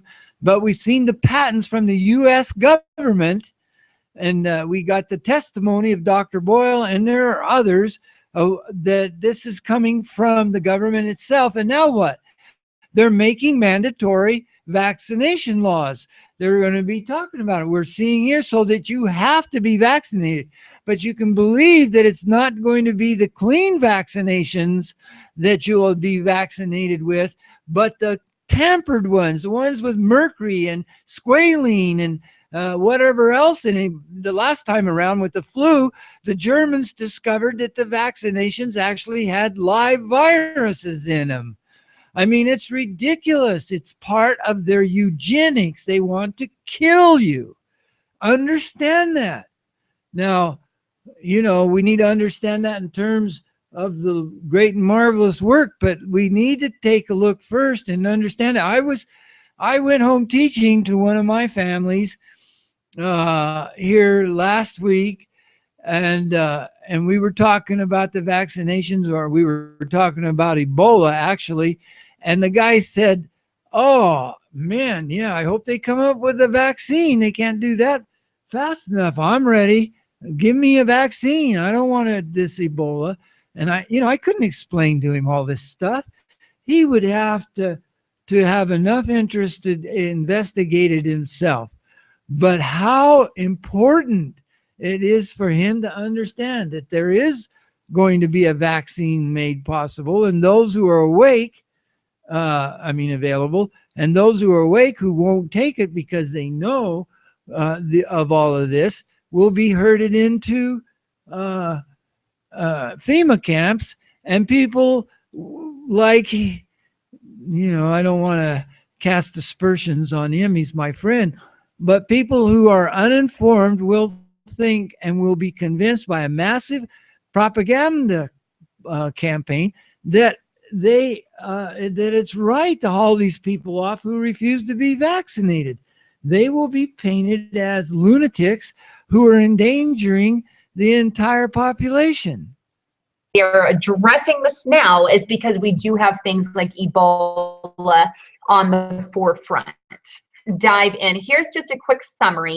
Here's what it says. Historically, the preservation of the public health has been the primary state and local governments, and the authority to enact laws relevant to the protection of the public health derives from the state's general police power. With regard to communicable disease outbreaks, these powers may include the enactment of mandatory vaccination laws.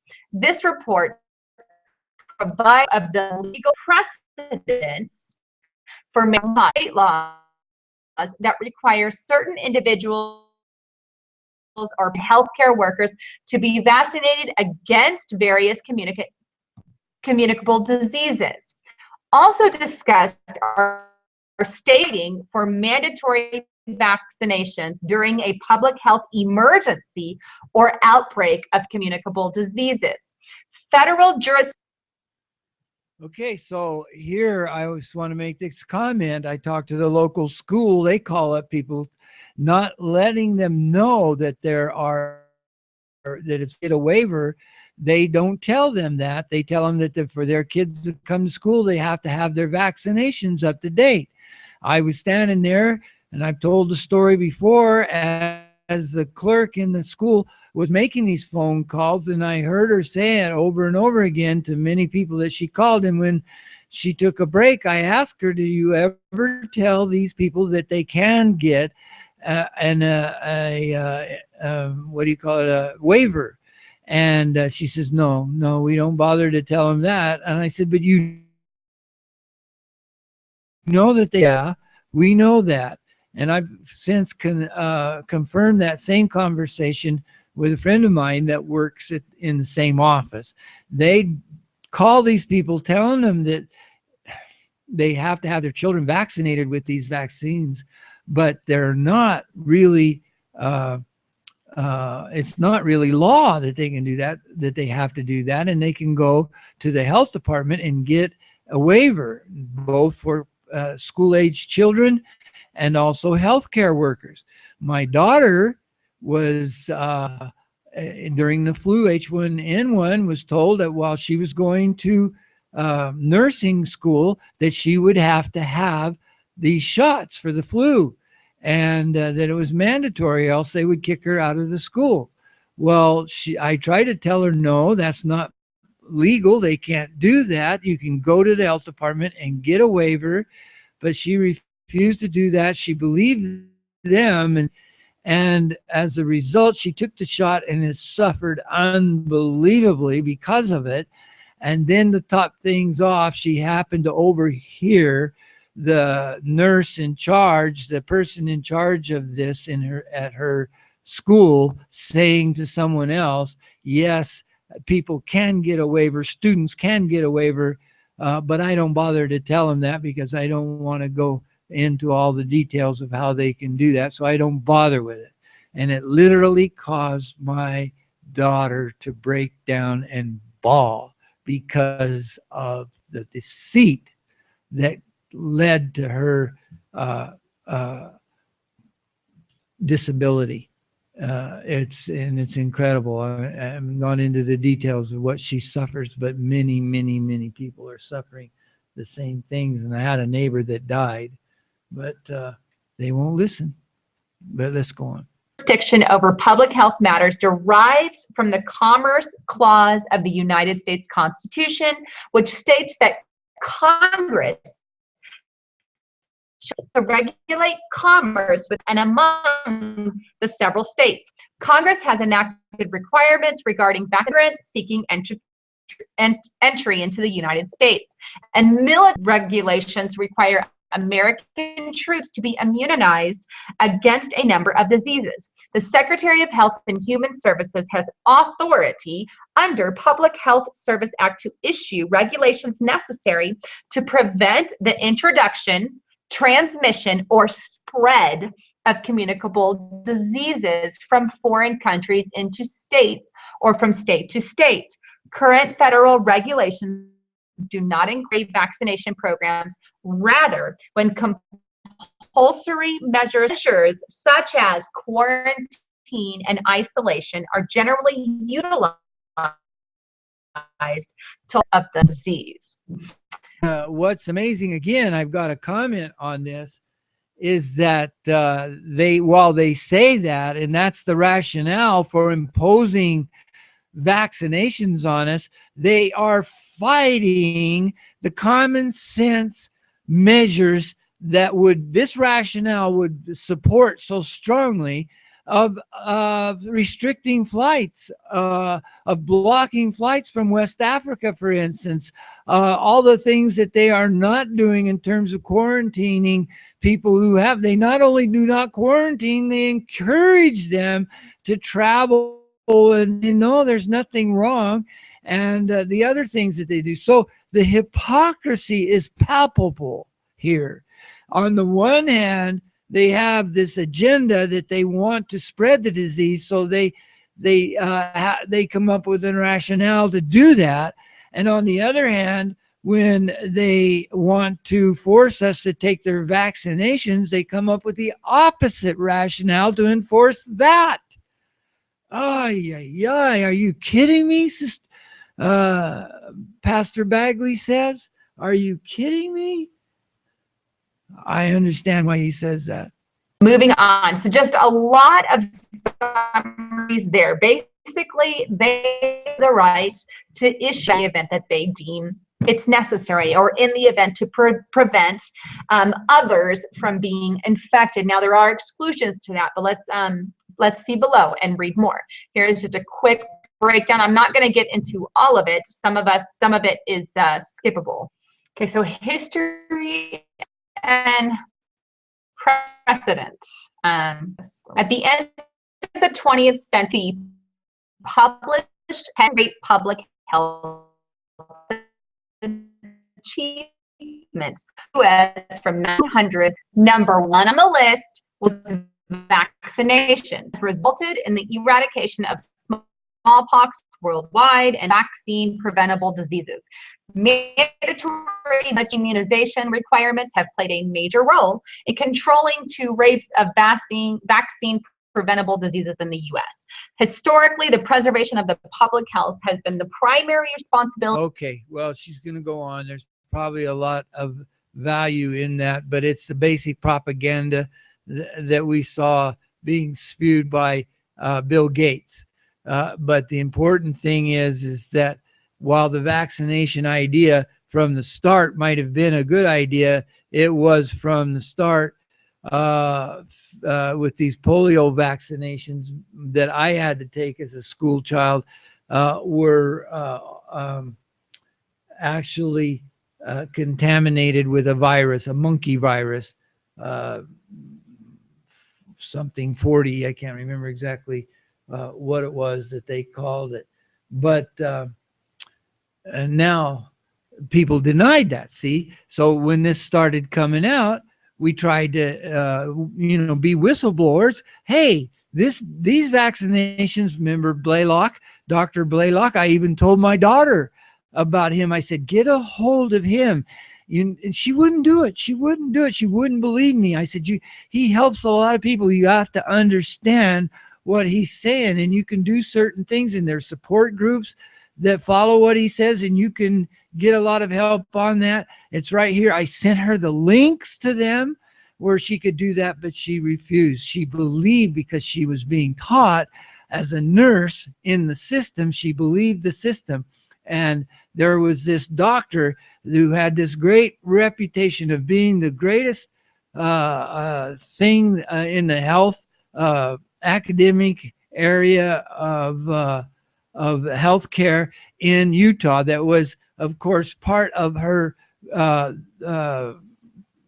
the milieu in her training. See, so he had this reputation among the schools, among the school people of the medical profession, but he was almost impossible to get to. And she spent 18 months and I don't know how many dollars trying to get an appointment with him, because see, the doctors told her that it came from the vaccinations. There was no doubt about that. So she knew where it came from, because they, after exhaustive tests, that was the conclusion they came to. So she was anxious to talk to this guy who was the paragon of the medical profession here in Utah. And she finally did. She got an appointment with him one-on-one, and she went in and she described her symptoms and all the things that she was suffering. And in the end, you know what he told her? It's all in your head. Oh, man. How crushing that was for her. And she argued with him. You kidding me? You can't be telling me that all this pain is in my head. And he was absolutely no help to her at all. But Dr. Blaylock, in the meantime, is telling he had lost his license, he had lost his reputation, he had sacrificed so much to try to warn people of what was happening with the vaccines, but the medical profession totally dissed him. And as a result, people like my daughter would not believe that he knew what he was talking about. Well, then we have, let's see. We have this next video. I know we're way over time, but we got to do this. This next video here is showing the whistleblower, Dr. William Thompson, just a few weeks ago, couldn't take it anymore. And he worked for this, he still does, although they've relieved him, I guess. We don't know, because they've come down on him like crazy, of course. But at the time that he was a whistleblower, he was still working for him and talking about the vaccines that Dr. Blaylock had forfeited his career to be able to bring the same message to people, was vindicated in. And listen to this. I sent it to my doctor's son-in-law to try to convince my other daughter, who has raising her little children, and then not give them the vaccines, but they won't listen. But here, listen to the whistleblower here now, what he says, Dr. Thompson.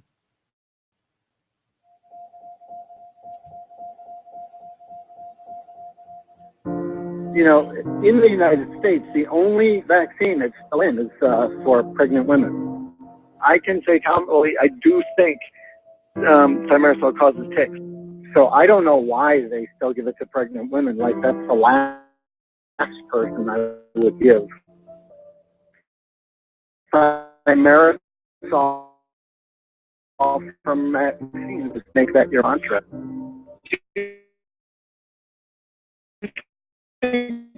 Pregnant mother would be not. I would never give my wife a vaccine that I can say is more prevalent in kids with autism. Right. There is biologic plausibility right now to say that thimerosal causes autism-like features.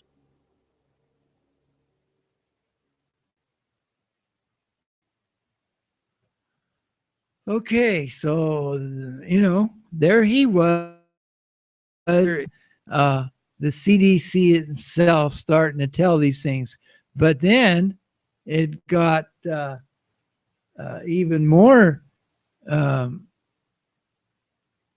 amazing, because he went on, he couldn't take it anymore, and so CDC is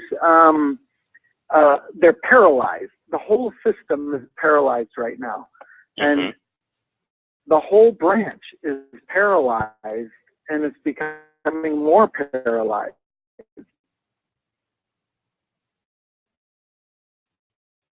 Less done as the place just being all.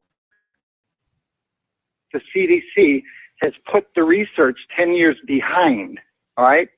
Because the CDC has not been, we've missed 10 years of research because the CDC is so by anything related to autism. Really what it needs is, you know, for Congress just to come in and, you know, say, give us the data and we're going to have an independent contractor do it and bring in the autism advocates and have them intimately involved in the studies. You know, I have a boss to lie. You know, like if I were forced to testify or something like that, if it comes through legitimate channels and I'm forced to answer questions, I'm not going to lie. I basically have stopped lying. I basically stopped lying. But that lie, see, him and his colleagues did the study. He and his colleagues did the study, and that study went into my son-in-law's school, and they presented that during his medical training. And of course, he took that home, and his wife asked him about the autism link between the vaccines and the disease. And he used that basis to explain to her that it was a conspiracy theory of nutcases like her father. Well, he wasn't probably that harsh on me, because he genuinely lies. I mean, he genuinely loves me, I'm sure. But nevertheless, he she had to choose between what her father was telling her and what her medically trained husband was telling her. So the end result is, you know, Dad, my husband is a doctor. He knows. So shut up. One last video. Hello and welcome. This is Mike Adams, the Health Ranger. This is the Health Ranger Report with naturalnews.com. Today we are interviewing investigative reporter John Rappaport from nomorefakenews.com. He's been breaking some of the most amazing revelations regarding the CDC whistleblower. Documents showing that the CDC knowingly engaged in to cover up MMR vaccine in young African-American children. Now, John Rappaport, being a veteran investigative reporter, has looked into this probably more than anyone else alive today, and he's got a lot of information to share with us in this segment. Again, if you want to check out his website, it's nomorefakenews.com. John, your report. Great to be here, Mike. Thanks. John, in fact, I got to tell you, I'm doing interviews these days, but this is a special case, and you're a special reporter, so I had to make an exception and talk to you about this.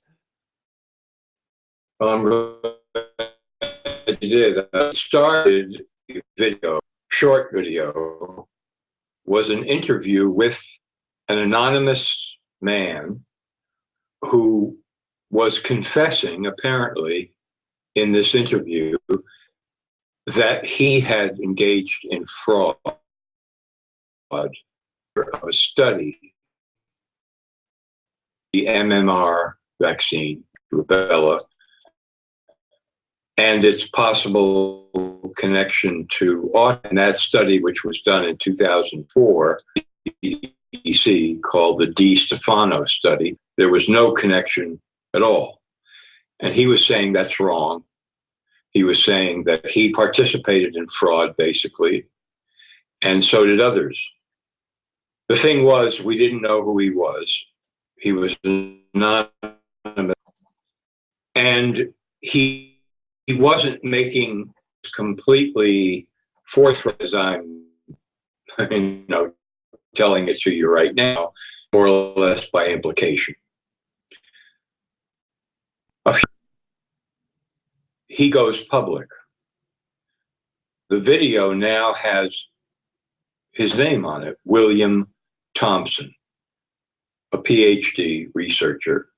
And indeed, he is one of the co-authors of that 2004 study. And he's been with the CDC for well over a decade. Yeah, for quite a while. A story engulfs, the community of parents who have children with autism, people who are in the natural health movement, all sorts of people. And this story becomes... Let me set the tone here to background context. For the last decade, anyone who has even hinted that vaccine to autism has been viciously and aggressively attacked by the vaccine pushing community, by the pharmaceutical company shills. The trolls line has been just attacked relentlessly, anti-science, if they think that vaccines are related in any way to any increased risk of autism. So we are talking about a scientific dictatorship that has been in operation for the last decade, which we now know was entirely fabricated.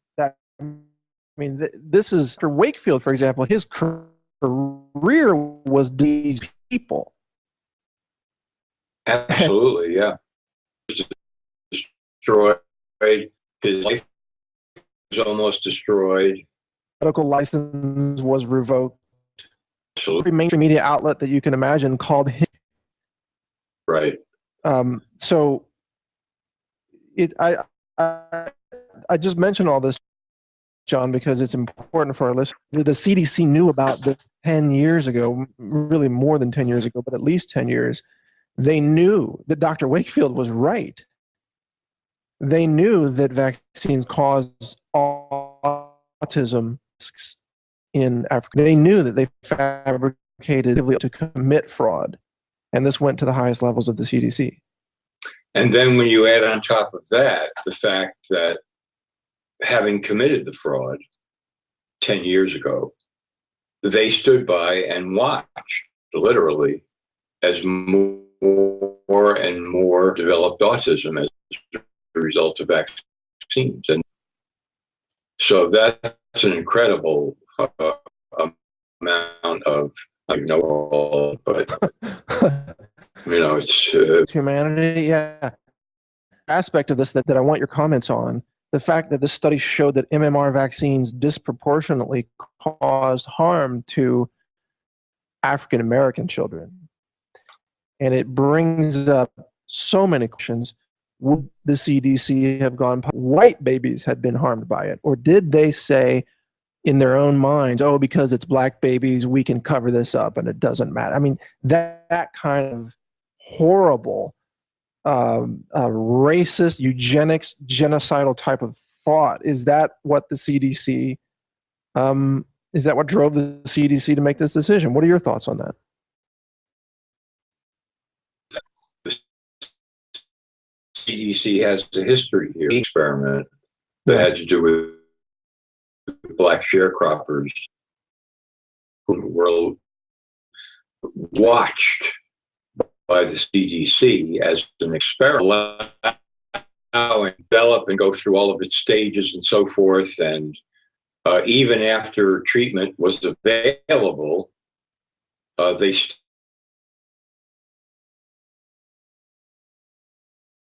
revealed it had not been exposed to. So no question about it. There's also the National Institutes of Health, with government money, performing experiments on Guatemalan prisoners. There's a long history of medical experiments conducted on minorities, prisoners, African Americans. It's an extraordinary history that a lot of people don't know. Definitely there. Definitely there. But it looked like we were going to get that William Thompson, the CEO,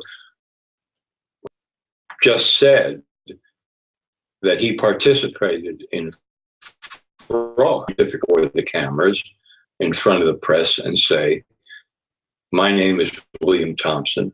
I committed fraud at the CDC in 2004, along with a co-author study that we did. There was no connection between the MMR vaccine and autism, and we lied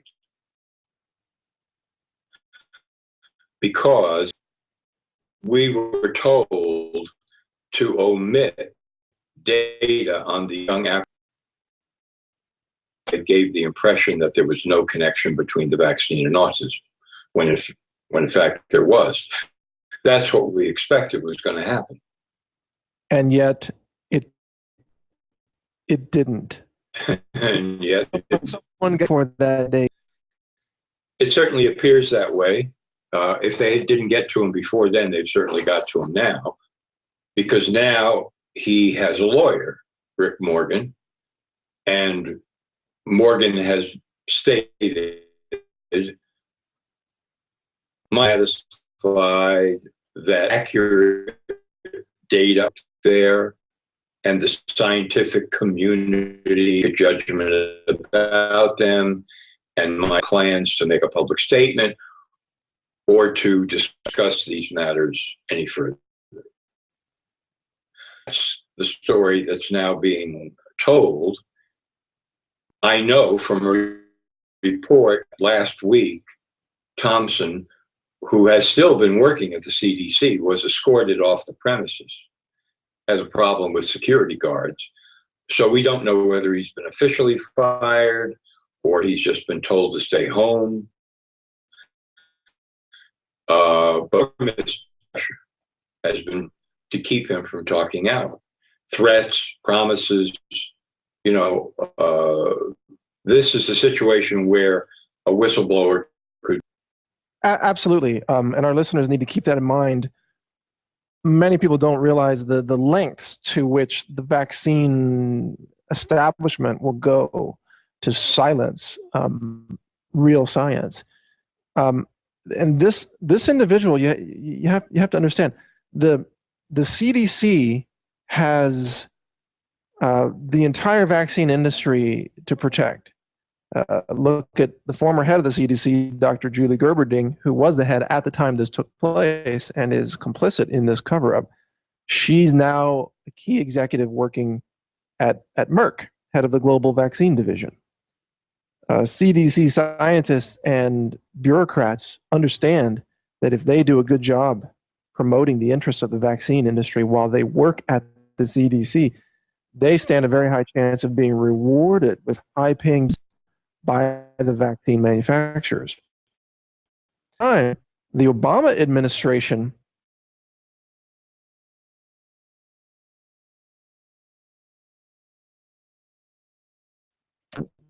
look at Ed. Our government wants to kill him.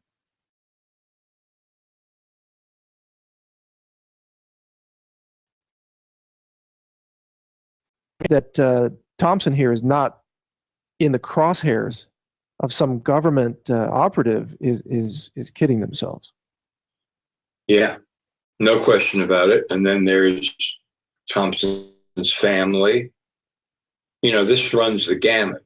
When you go or not, and you are a member of the juggernaut, that's a whole different situation coming in from the outside. That's right. And criticizing or attacking the CDC. This is like the mafia. You're there, really, forever. You can't stand up and, my people in the mafia are criminals. Exactly what, it's the same Thompson is in right now. It reminds me a little bit of Dr. David Graham of the FDA, who is a scientist who came out several years ago now to warn about Vioxx. And to Dr. Graham's calculation, Vioxx had killed more Americans than the war. And the FDA covered that up. So it is a different organization, but very much operating with not just the same degree of covering up truth, but more. Those of us who are in the independent media, like yourself and myself, we understand there's a spectrum of evil out there, and the FDA is at one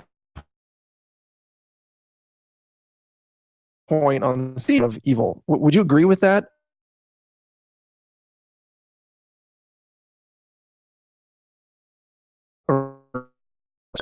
They're like twin stars floating roughly in the same position in the sky as far as evil is concerned. But I think I understand what you mean, because the CDC can distort, invent, cook up data on diseases, disease threats, phony epidemics.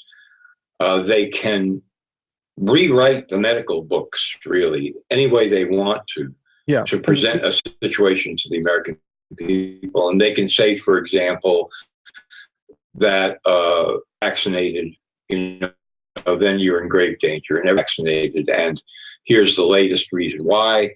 And they can lie about what is being injected directly into people's bodies through vaccines, say that all the chemicals be safe. They get germs that are intentionally put in the vaccine, germs that just happen to find their way in there through the manufacturing. Safe. And they keep telling that lie over and over again. And in addition to that, they are a public relations agency, extremely close ties to the press, the main, so they can make stories appear in the press that would never get in the press any other way, and just lying to the American people, which they do. It's elaborate medical theater is one way I've heard it described. But let's talk about the press for a minute. Has conducted a complete story in the mainstream, will report it. And I had actually been told last week from one of my sources that the New York Times, among other mainstream outlets, were being ordered to stand down on this story and censor it. Then we saw some citizen journalists post one story on CNN's iReport website, which is kind of sub-site of CNN. That story began to go clobbered that. A second story reappeared. That started to go. And then, due to a backlash from the public, today has actually reinstated both of those stories, with saying that the EDC find out if if this is real or not. But that's where things stand at the moment. Headed. Yeah, and the backlash is the important point here, because even major media networks feel the pressure and feel the heat. People from the, put it on and light the match and say, thousands upon thousands of people. So concept that citizen website can be knocked off. We'll take a story down here. We'll lie. That has a tremendous effect. And of course, that's really coming from the internet. It's not coming from people that are picking up newspapers on newspaper stands. So what will happen here is going to be interesting, because obviously the CDC, CNN, these reports, and then take the stories down again. People have to read, and CNN headquarters are, in the same city in Atlanta. Yes. All you have to do in CNN is get in a cab if you want to, and pick up the phone. I mean, let's have lunch. What do you think of this? It takes 10 minutes to find out. So they're stalling. They don't know quite what to do with CNN. These reports are getting more hits and views and so forth than a whole lot of their regular news stories. Right. So they're, Well, and consider this too. CNN was very quick to leap to cover the Ferguson, Missouri, African-American teen Mike Brown being killed by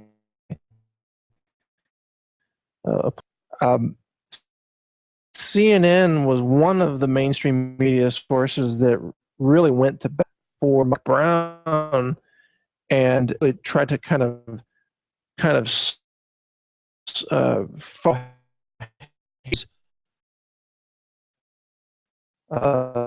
whether right or not is not the point of this conversation, but is out to protect African Americans. Well, what about, here's a question team, but babies with silent on this story? Now that's yeah, exactly. Incredible contradiction. And understand. Well, for 30 years as a reporter, I've been writing that the medical special arena, it has a protection and propaganda. I don't care what it is.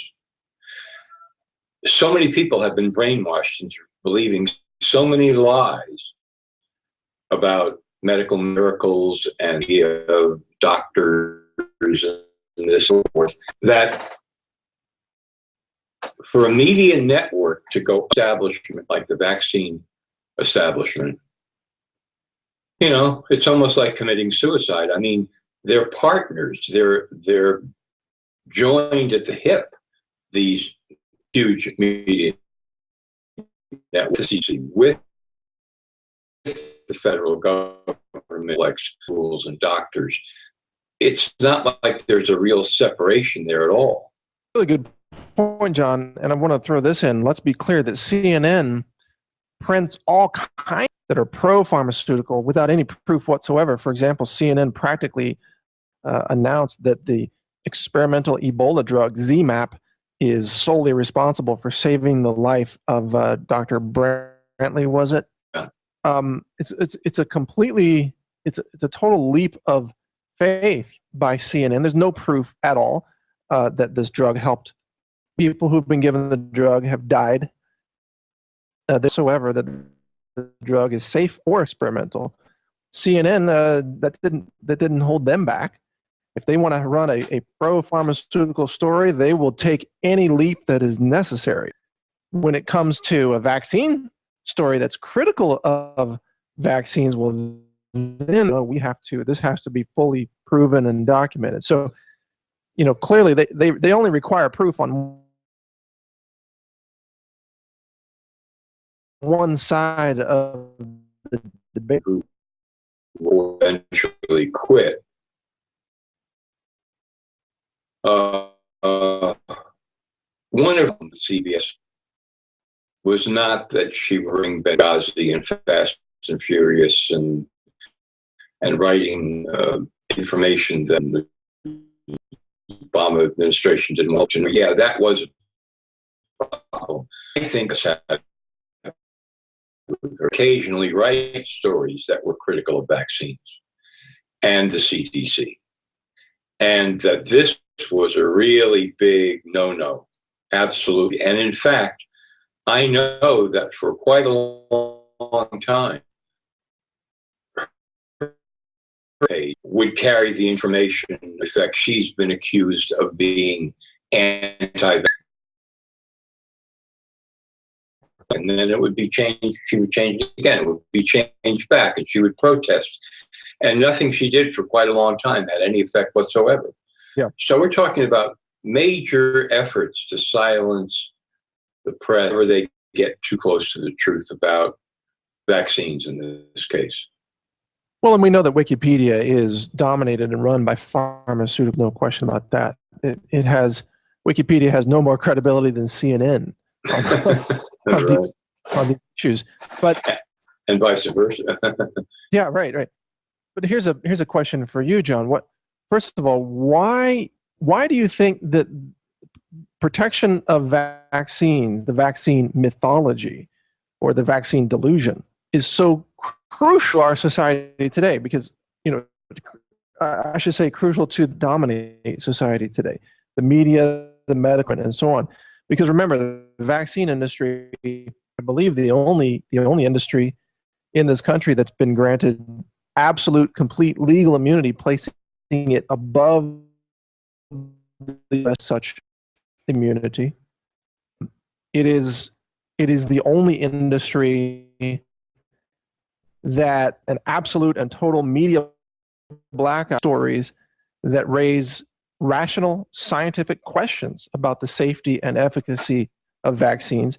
And it is the only industry that continues to be allowed to inject children and pregnant women with a known neurotoxin, which is mercury. So there are extraordinary protections that have been erected for the vaccine industry. And my question to you is why? Why is this so crucial? Well, I'd say there are two reasons. One is the medical cartel, as I call it, in defense, saying, we're the greatest, and the vision is vaccines. If you were to wipe out somehow, say yes, but we prevent millions of people from getting sick and dying because this is our greatest triumph. This proves that we are, and that cornerstone must never tremble, must never be. So they have a tremendous vested interest in that, number one. Number two is, as we were discussing before we started the interview,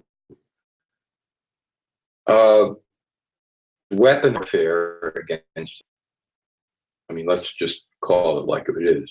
You've got toxic chemicals and germs injected into people that bypass layers of poison them, cause them to get sick, cause long-term chronic illnesses of all kinds, including autism, weaken the population, destroy lives.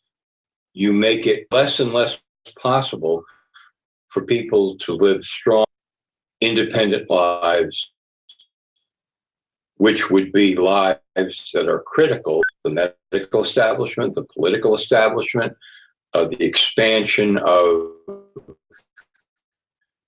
in horrendous ways, the militarization of police forces across the country. control talking about. And when people, are in control and they are psychopaths, they want to weaken the population.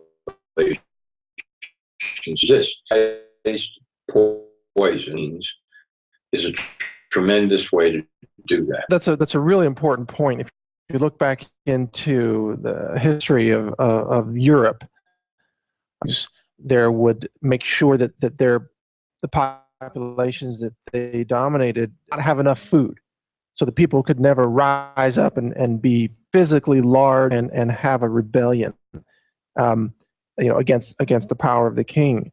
Today, the fact that there continues to be mercury in vaccines,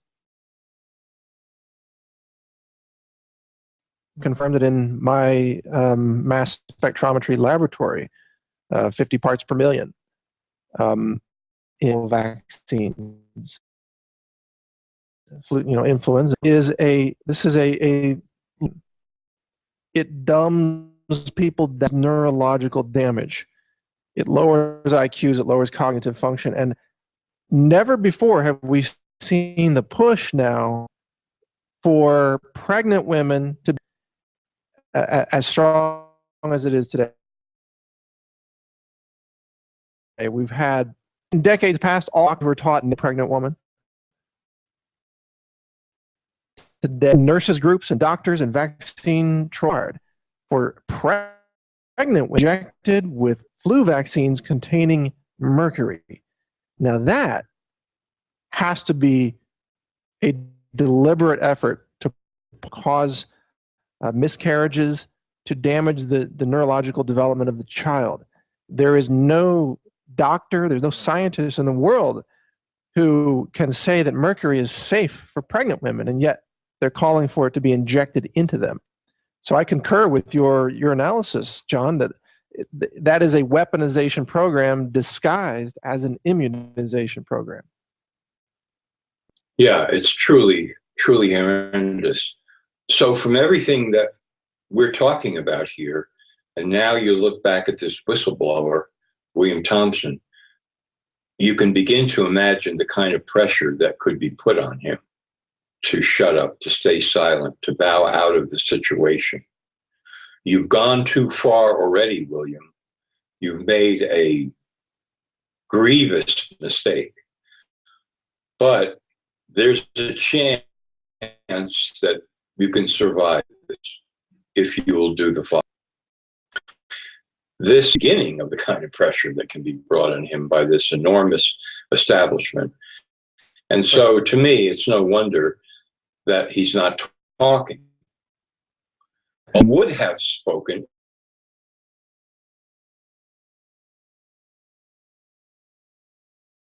and made a complete statement. That would have been his best protection. But unfortunately, he came out halfway. He was half in the light, half in the shadow, and that is the most dangerous place to be, and that's exactly where he is. Yes, it is. I think it's also important to mention that the autism community would welcome him to go public and on the record, and they would not punish him for that. They would seek to protect him. He could instantly make millions of new allies in the truth movement by going public with what he knows. He has no friends anymore in the vaccine CDC pharma industry, no matter what he does. And he can't exactly go back and say, no, I because he's already released the data. No, the data are irrefutable. So, in choice, I think, at this point, which is to tell the truth, be willing to testify for perhaps a congressional committee with what he knows, and let the cards fall where they may. Right. This is the right strategy. You go to the extreme. If you're going to tell the truth, and the truth is dangerous, you better tell the whole truth, and you better go all the way.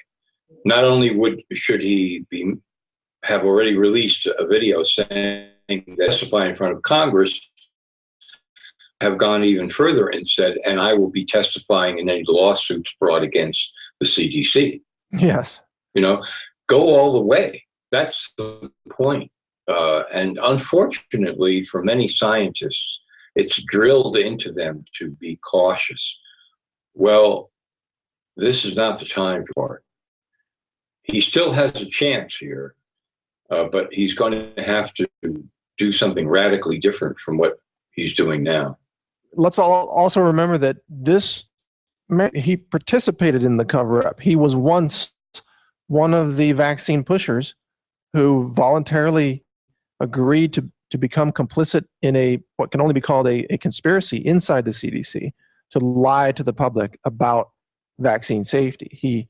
He now regrets that, but that's where he used to be. In fact, in the letter that we released, that authored by him, he talked about how we have to win the public relations war on vaccines. But his point was we have to tell the truth, whereas Dr. Gerberding and the other CDC scientists decided, no, we have to lie. So what's really at stake here, and I'd like your comments on this, is this is not just about this one study or this one scientist. This is about, can we ever trust the institution of the, because if the CDC would lie about this study, then what else have they lied about? What else have they fabricated or retroactively altered to fit their pro-pharmaceutical agenda? Now, I think, John, we have to go back and we have to vet everything the CDC has done, everything the CDC scientists have published in the last 20 years. No question about it. Absolutely.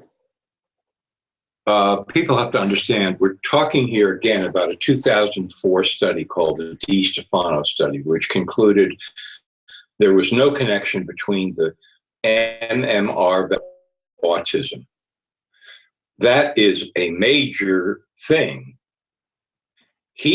Thompson was one of the co-authors on that study. He was involved, came to that conclusion, and now he has admitted that it was all a fraud. But that is only one vaccine. What about the DTaP vaccine? What about all the other vaccines that are given to children, the hepatitis B vaccine, et cetera, the flu vaccines? All of these now come, well, you and I mean, to say they come under scrutiny, we've been writing and talking about this for years and years and years. The public has to understand that it's all up for grabs. There's absolutely no reason to trust anything that the CDC has ever said. And as a journalist who's been doing this for a long time, my urging is those people who have this treasure trove of data that Thompson, the whistleblower, sent to them, release, posted everywhere around the world. There are several reasons for that, but one of the reasons is that once you start the ball rolling, you're going to find out that what you know now is only a fraction of what's going to come out. Mm-hmm. New whistleblowers are going to show up. New rats are going to desert the sinking ship and confess sins. And the story is going to expand and grow. And that's what we have to do now. Yeah, well said. And those who this data set also need to understand that their lives, that there are many cases throughout recent history of journalists and investigators when they publicly announced they had something that they were about to release. Mm-hmm. You know, Gary Webb? Is that one of them? Yeah. The CIA, he was covering the CIA. He was killed. Of course, Andrew Breitbart was killed not too long ago. There are more. Hastings, correct. Yeah, there are lots of cases of this. A number of reporters. Who was the one? Danny, I can't remember, Schechter, I think. Yeah, if you have release it. Yeah, right. Don't say, look what I have that I'm going to do something with. Right. That's like painting a target on your chest. It really is, and that's why I've always had the policy, as I know you have. If someone sends us something, we release it. We don't sit on it and then go online and say, oh, we having evidence and we're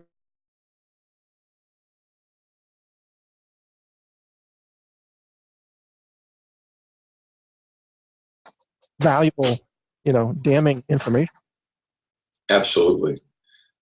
And I think, excuse me, I think we can win that way because there are right now, as of yesterday, there were 216 of them who are forming up a class action lawsuit against the CDC for fraud on exactly this issue of the MMR vaccine and the connection to autism. But by now, they probably have more, and it's growing. They need this data.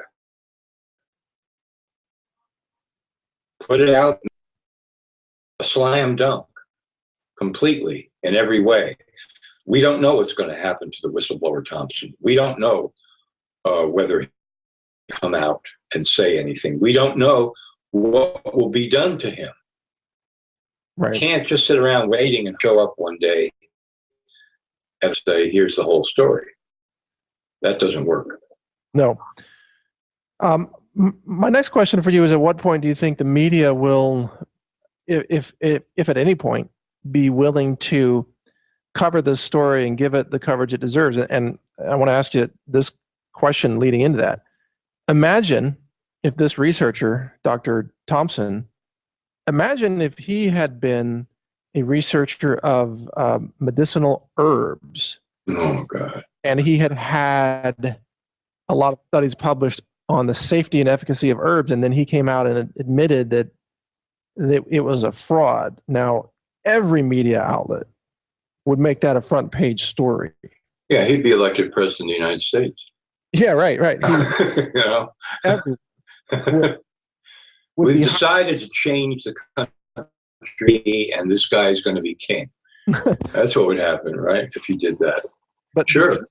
His findings, the content of his findings, the media selectively chooses to ignore it. So what's it going to take, John, for the media to actually cover this story? Well, here's what I think could happen. If all the data, as I've been saying, is released online and it gets around the world and the real, the story just explodes and we've got all kinds of people weighing in, analyzing the data, writing about it.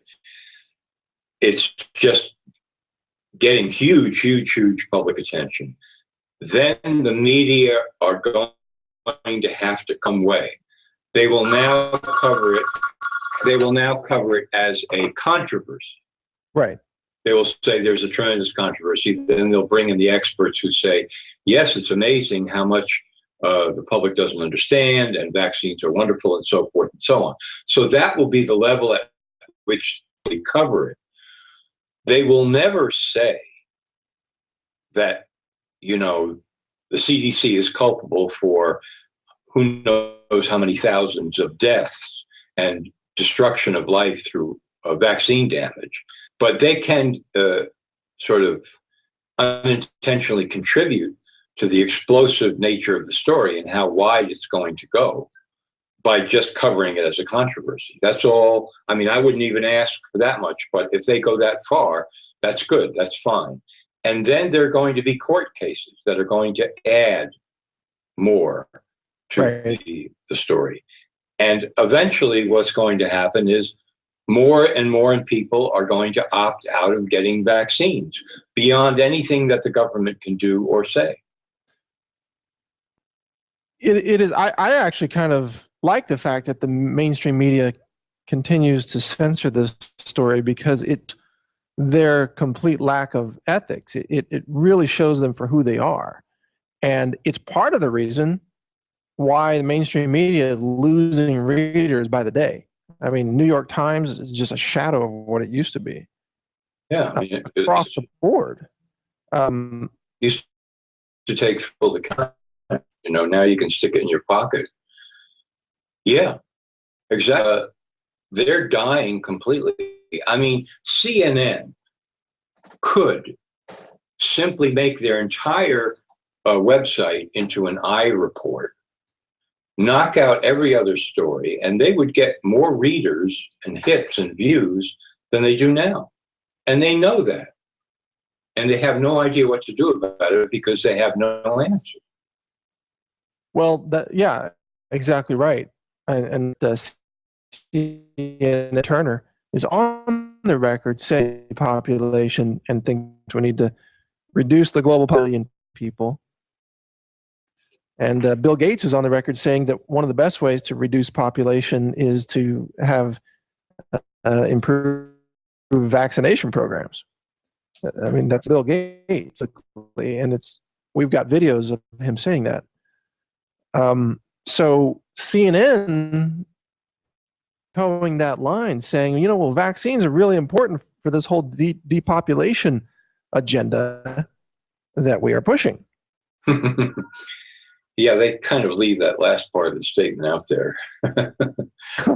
Yeah, right. Let's not talk about that part, but yeah, we'll say that vaccines are very important. Somebody asked me the other day, I can't remember, about control, and I said, you know, at this point, to exert active control. Occasionally, yes. The whole thing runs like a machine.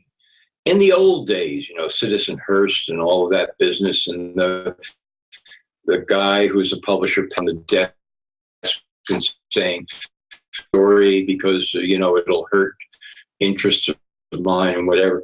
Yeah, now it's a machine. The reporters know what they can say and can't say. The editors know what they can. Everybody knows. They're trained dogs. They understand intuitively and rationally on every level where they can go and where they can't go. And if, you know, the publisher and the top managing editors of CNN all one night, the whole operation would continue to run exactly the same way, because what? That's what we're dealing with.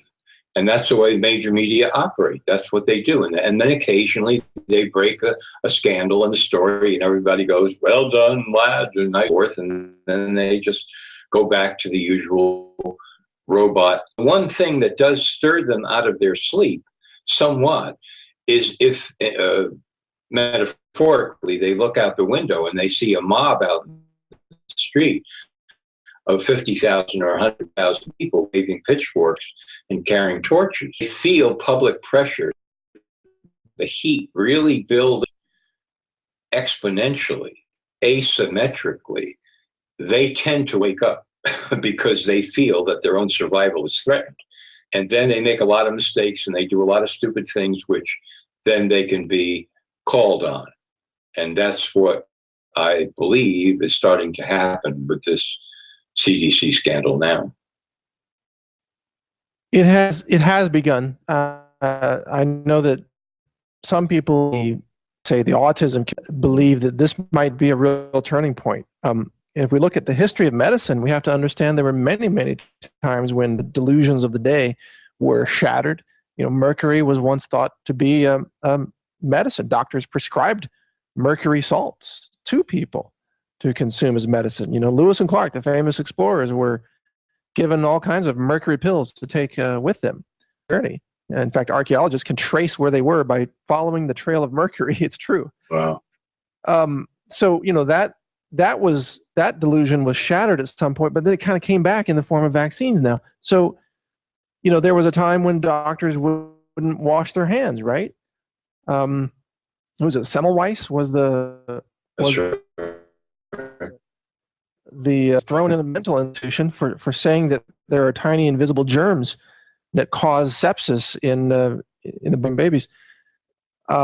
He was condemned as crazy, but then later on was shown to be correct. So things do change sometimes. There are paradigm shifts that happen. And the question is, are we at a pivotal moment which could result in that kind of a a paradigm shift where the whole world begins to understand that okay, immunization now needs to be looked at in a whole new way because it can be if the wrong things are in the shot. I think you're right. I think we could be at one of those turn points. And I know there are a lot of people who would say, oh, impossible, can't happen. But as you point out, in history where, and this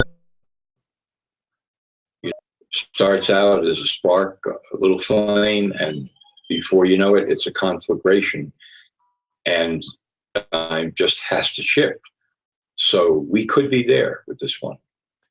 And I think it's also important to note what might change. The industry is not going to give up the idea of immunization, but what about the public and even the medical industry and doctors waking up to the idea that immunization include these thimerosal, mercury, adjuvants such as aluminum-based adjuvants.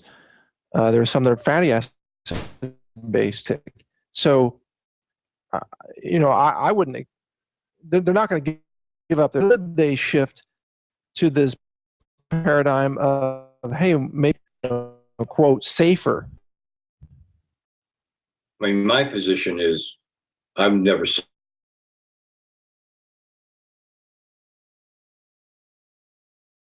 satisfied. They're dangerous. The whole concept is dangerous, but their improvements could be made. Act the alert for what in the intelligence community they call a limited hangout, which is you partially confess your sins and then you say, okay, we're going to fix this. Right. But you don't really fix the problem. You just apply rouge and lipstick and makeup and make a few little changes. So we don't know what changes they would say they're going to make and if they're really going to make them. Well, I got to end it there. I don't know what the rest of it is because I haven't heard the whole entire thing. But the point is they're not going to change their agenda. And, it's not as if they didn't know these things were happening. They've done it on purpose. Criminals need to go to jail. The criminal intent needs to be recognized and appropriate action taken, as Captain Moroni took to protect his people. He wasn't going to be able to convince Amalickiah not to come against them anymore. That was obvious. And the same with our case here. We're not going to convince these people that they're wrong and they should mend their ways. That's an impossibility at this point. They are dedicated enemies and we need to protect ourselves, but we know how it's going to turn out. So both in the long term and in the short term. And so we need to recognize that and take appropriate action. And appropriate action is to repent, to be baptized, and to then in that manner be numbered with the house of Israel and be identified in their covenant and worship at the altar, the altar of Israel as the Lord is set, because this is the judgment upon people who will not hear and have reached the point of full iniquity, and the judgments of God are set to sweep them off this land as he said he would. So anyway, this is historic length of the program, but I thought it was important to get this information out and so you understand the true situation that we're in here in the land of Zion. Not just the true awful situation that we face, but the actual true condition of the enemy, the position that they have, the intent of their heart, and so on, so that we can be wise. But I hope everyone has a good day, and My prayer, as always, is that the Lord's choicest blessings will be with us all in the name of Jesus Christ. Amen.